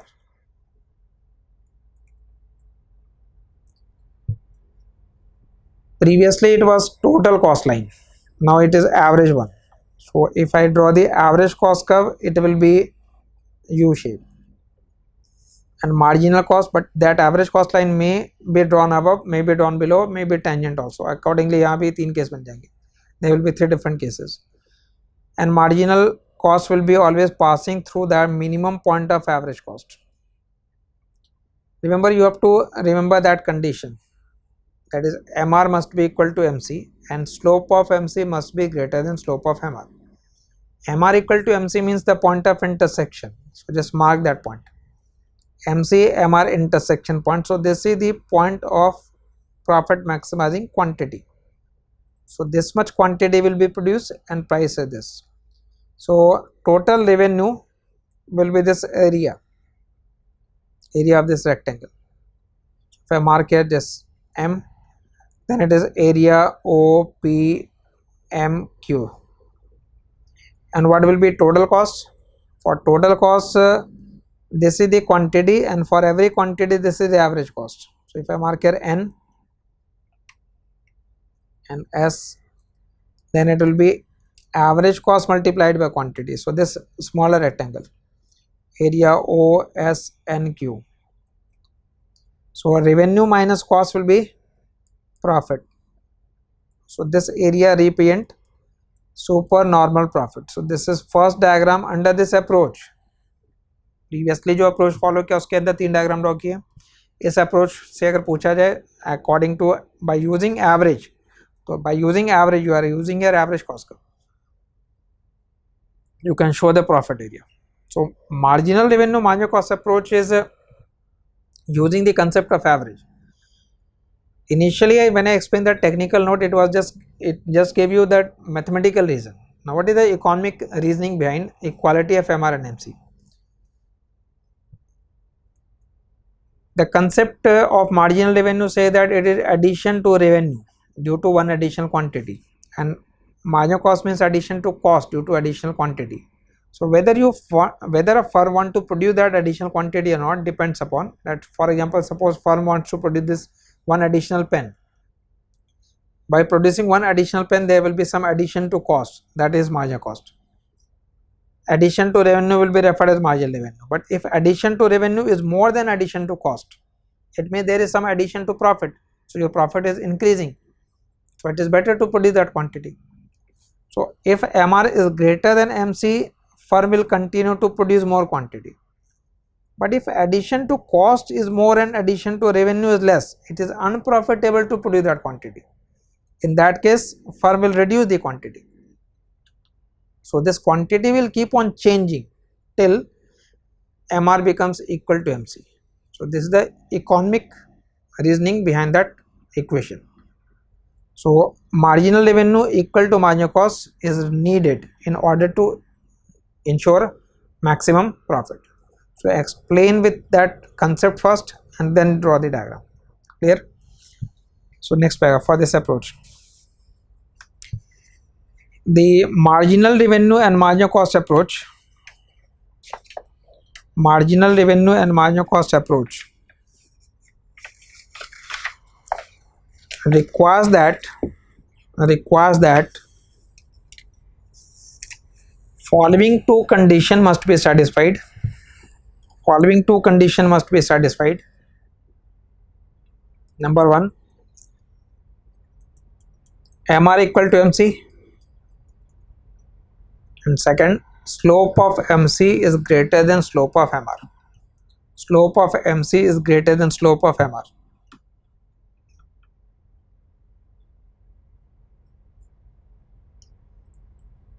Next paragraph. The equality of MR and MC is required because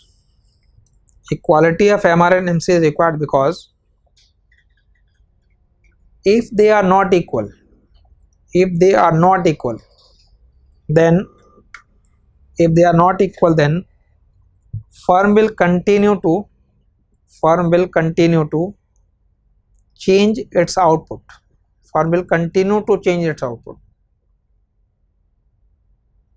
For example, you can explain one.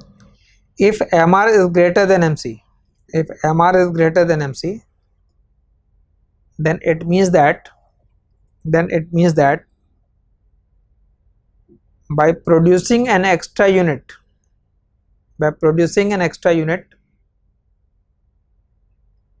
firm will add more to total revenue than to total cost.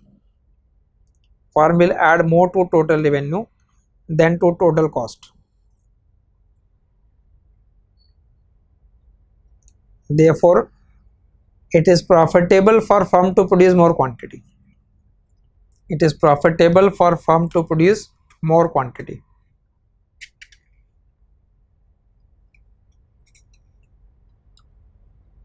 So since at profit maximizing quantity, price is greater than average cost. Price is this, average cost is lower. Price is greater than average cost, so firm is earning supernormal profit.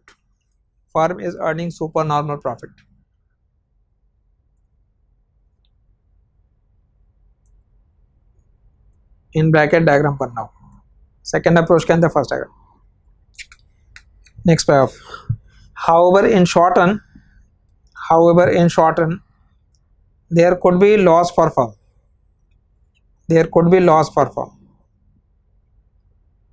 But firm will continue to operate despite loss.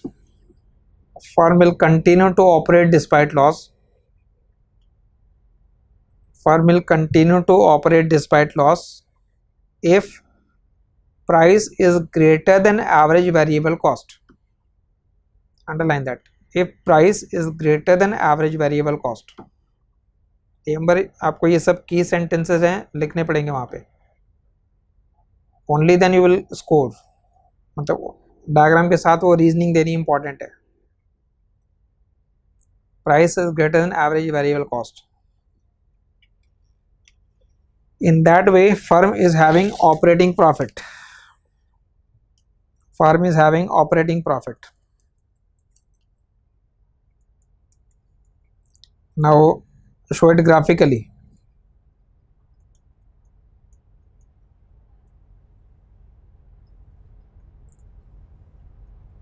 Market demand and supply.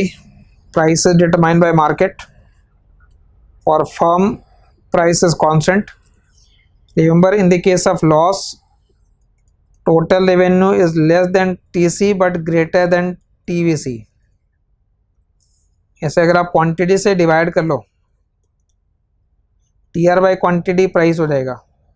This will become average cost and this is average variable cost. So you have to show this case.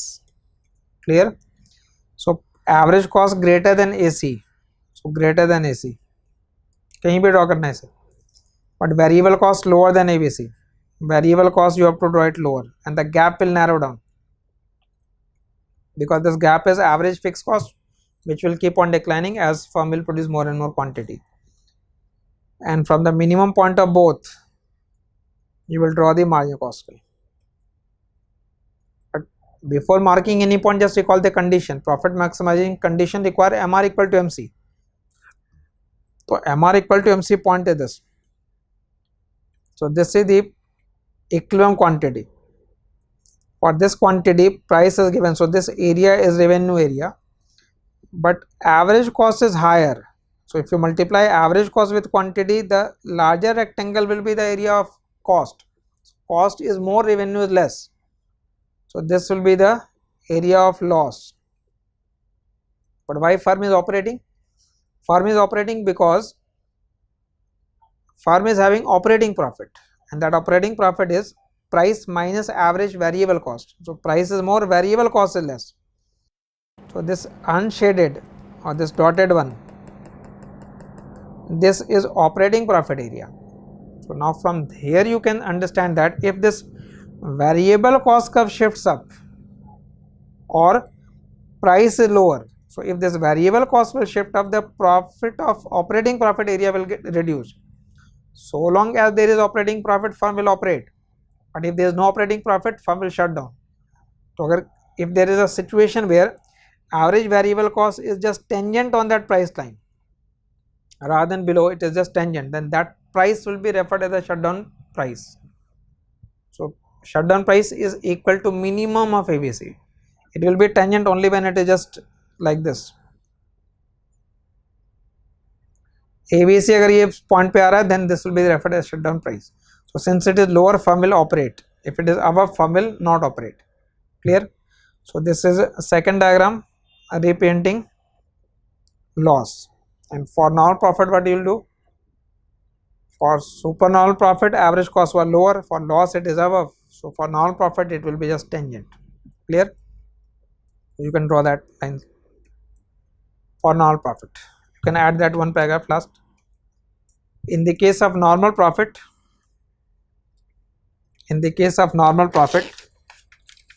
price is equal to average cost. Price is equal to average cost.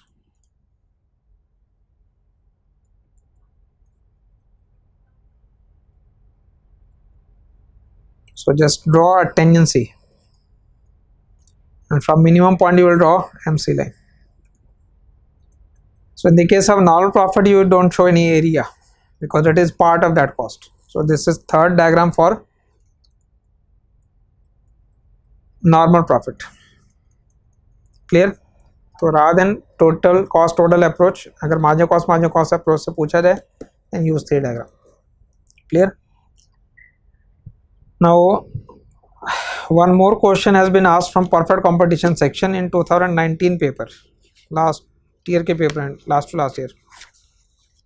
Now we can answer that, but for that purpose just make next heading for this class, which is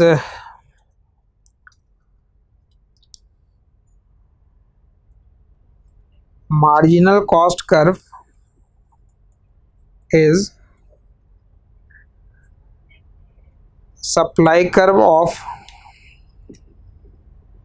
competitive firm in short run.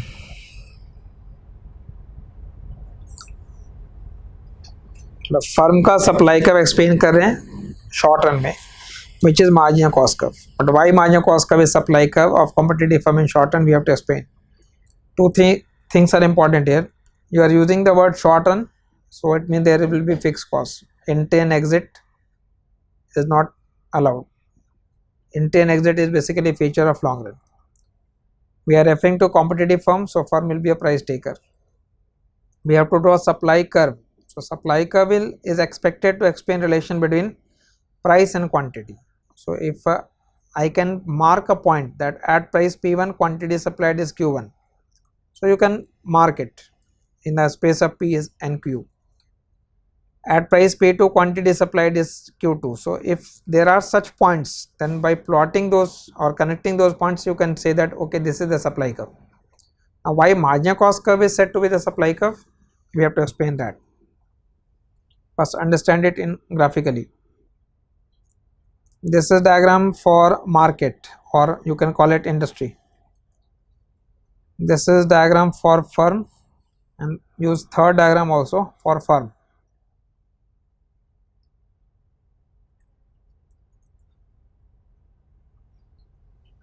Suppose demand function curve is here and supply curve is placed here.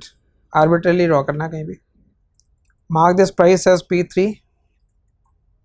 Now whatever be the price, firm will accept that price and MR will be equal to that. Draw average cost line anywhere. Draw average variable cost line below that, and MC passing through the minimum point of both.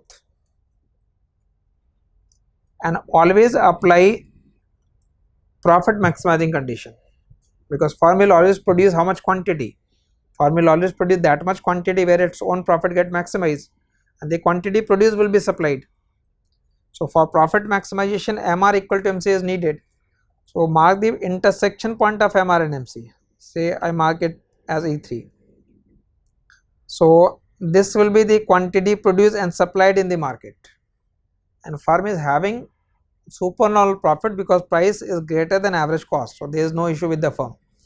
So we can say that at price P3, firm is supplying quantity Q3. You mark this point is corresponding here. Now if supply curve was not placed here, for example, if supply curve is placed here, suppose S2, then price would have been lower.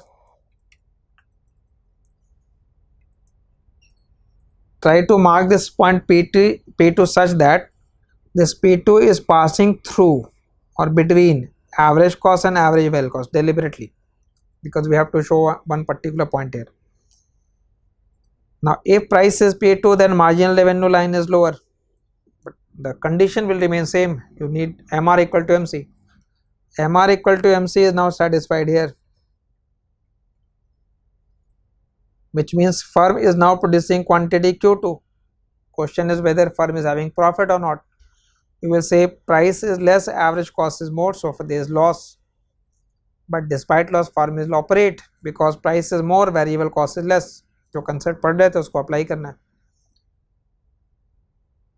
Price is more, average variable cost less, so despite loss, firm will operate because firm is having operating profit. So at price P2, firm is producing quantity Q2. This is A2 point, corresponds here. But if price reduces further, and suppose it is equal to the minimum of ABC, like P1. Now if it has reduced till the minimum point of ABC, then firm is indifferent between producing and not producing, because in that case even operating profit has reduced to 0. So at price P1, firm may supply this quantity Q1, may not supply. May not supply means quantity is 0, so 0 will be here, quantity will be 0. But certainly at any price lower than P1 there will be no supply, because there will be operating loss. So any price lower than P1 there will be no supply. So supply curve will not exist below P1. And what is that P1? P1 is shutdown price. So if you have to plot supply curve, you can say that at price P3 quantity supplied is Q3, at price P2 quantity supplied is Q2, at price P1 quantity supplied is Q1, but at price below P1 there will be no supply. So supply curve will not exist below P1. So you can join only these 3 points, only these points. But if you join E1, E2 and E3, it is coinciding with marginal cost curve. Therefore marginal cost curve is said to be the supply curve, but it is not the entire marginal cost curve. Marginal cost curve is supply curve, but it is not the entire marginal cost curve. It is only that part of marginal cost curve which is above the average variable cost. Only that part of MC which lies above ABC. This section is not part of supply curve. So marginal cost curve is supply curve, but only that part of marginal cost curve which is lying above the average variable cost curve. Clear? So when you draw supply curve, you write that price is equal to marginal cost. Supply curve का equation basically लिखना होगा तो P equal to MC लिख देंगे. But P equal to MC, and that will be applicable for only those prices which is above the minimum of ABC, not below, because there will be no production if price is lower than the minimum of ABC. So you have to explain this part. So this is the marginal cost line which is called as the supply curve. So we are expected to explain this, and then based upon that you have to answer this question. Second question for this class. This was asked in 2019, that under competition, मतलब perfect competition, the cost function is given. Cost का equation है y square plus 1. Y is output here. So this y square becomes variable cost. One constant number हो गया, that is fixed cost. Derive the inverse supply curve and show how supply curve looks like. That means you have to write the equation for supply curve and then draw it graphically how it looks like. But even when you answer this question, you must know that means the question, this question requires that you must know that which curve is supply curve. From total cost I will calculate marginal cost, and I know that marginal cost curve is the supply curve. So even when you are answering this question, you are expected to answer this part first analytically, and then according to the equation. So answer this part first. This is clear. ये part आपको अगर इसके नीचे दिखाना है तो इससे y axis से coincide करना है. You have to coincide it here, because this line means quantity is 0. At any price lower than P1, quantity supplied is 0. So supply curve is coinciding with the vertical axis. Write it down. Supply curve explains relationship between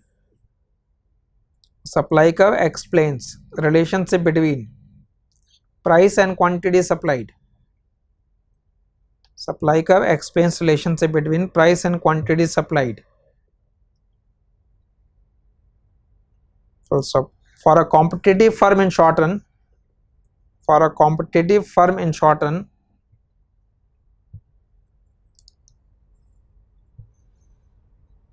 marginal cost curve is supply curve.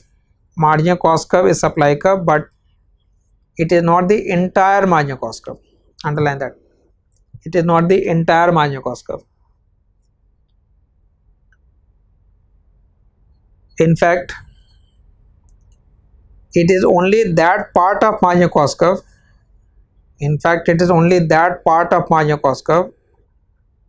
That lies above average variable cost curve. Underline this as well. It is only that part of marginal cost curve which lies above average variable cost curve. So this is because This is because when MC is less than ABC, that means for this range, this one, where MC is lower than ABC, because when MC is less than ABC, then equating price with marginal cost, implies that price is less than average variable cost, imply that price is less than ABC. If you are equating P with MC, but MC is lower than ABC, which means price will become lower than ABC, imply that price is less than ABC, which means that there is operating loss,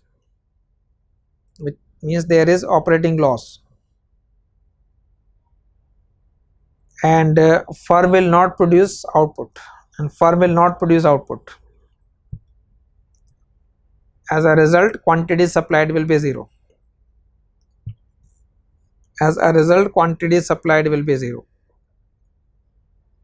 So therefore only that part of marginal cost curve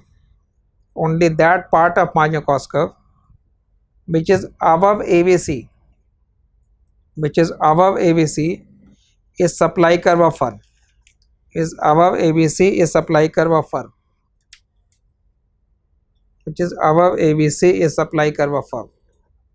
Clear? Now you can attempt this question of 2019.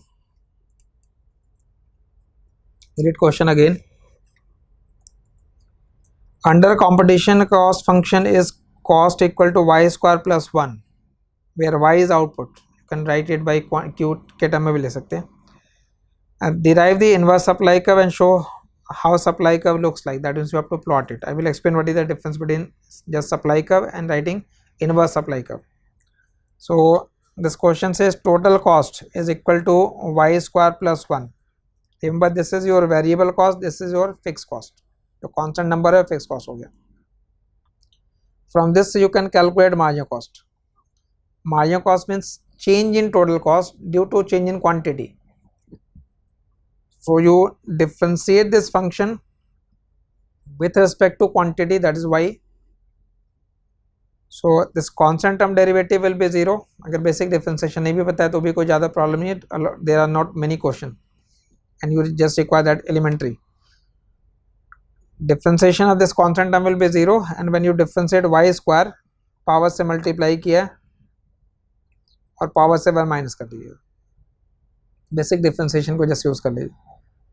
ठीक है, उससे ज़्यादा required के नहीं होगा. तो marginal cost is equal to 2y. You get that point. This is constant number 1, so it's differentiation is 0. y square differentiation is power से multiply किया और पावर से 1 माइनस कर दिया. सो 2 माइनस 1 1 पावर हो गया. And you know that supply curve means price is equal to marginal cost. So you write P equal to, in place of this marginal cost you write 2y. Clear? Now you plot it graphically. Right here y and here P and y. Y is output. You can show it in terms of table also, output and price. So if you write output as 1, price will be 2. If you write here 1, P will be 2. If you write here 2, it will be 4. If it is 3, it will be 6. So when you plot it, when you write output as 1, you have to mark price as 2, 1 point. When you write output as 2, price will be 4. That will be the second point. It will be in fact a straight line. So this is your supply curve, double S for supply curve. Supply curve is marginal cost curve. But I said supply, that part of MC which is above the average variable cost. Now question, what is average variable cost here? This total cost which is y square plus 1. This y square is variable cost and this is your fixed cost. So if you want average variable cost, then total variable cost divided by output. So it is y square upon y. That is y. Average variable cost will be y. So output अगर 1 होगा तो variable cost भी 1. Output 2, variable cost 2. So output 1, variable cost 1. Output 2, variable cost 2. that will be average variable cost curve. So entire marginal cost curve is lying above the average variable cost curve, so no problem. Marginal cost has to be greater, so in this case entire marginal cost curve is lying above the average variable cost curve, so this entire curve is the supply curve. Then it says write the inverse supply curve. This itself is inverse supply curve. Price as a function of quantity is inverse supply curve. Quantity as a function of price, that is direct supply curve. So you can write the same equation as, if I write it as y equal to, so y equal to what? P upon 2. This is your direct supply curve, and this itself is inverse. Clear? तो आपको कुछ करना नहीं है, बस वो inverse supply curve already you have drawn it. So in that question of 2019, what was needed, that you write that first paragraph, but the reason why marginal cost curve is said to be the supply curve. Then use this equation. You know that marginal cost curve is supply curve.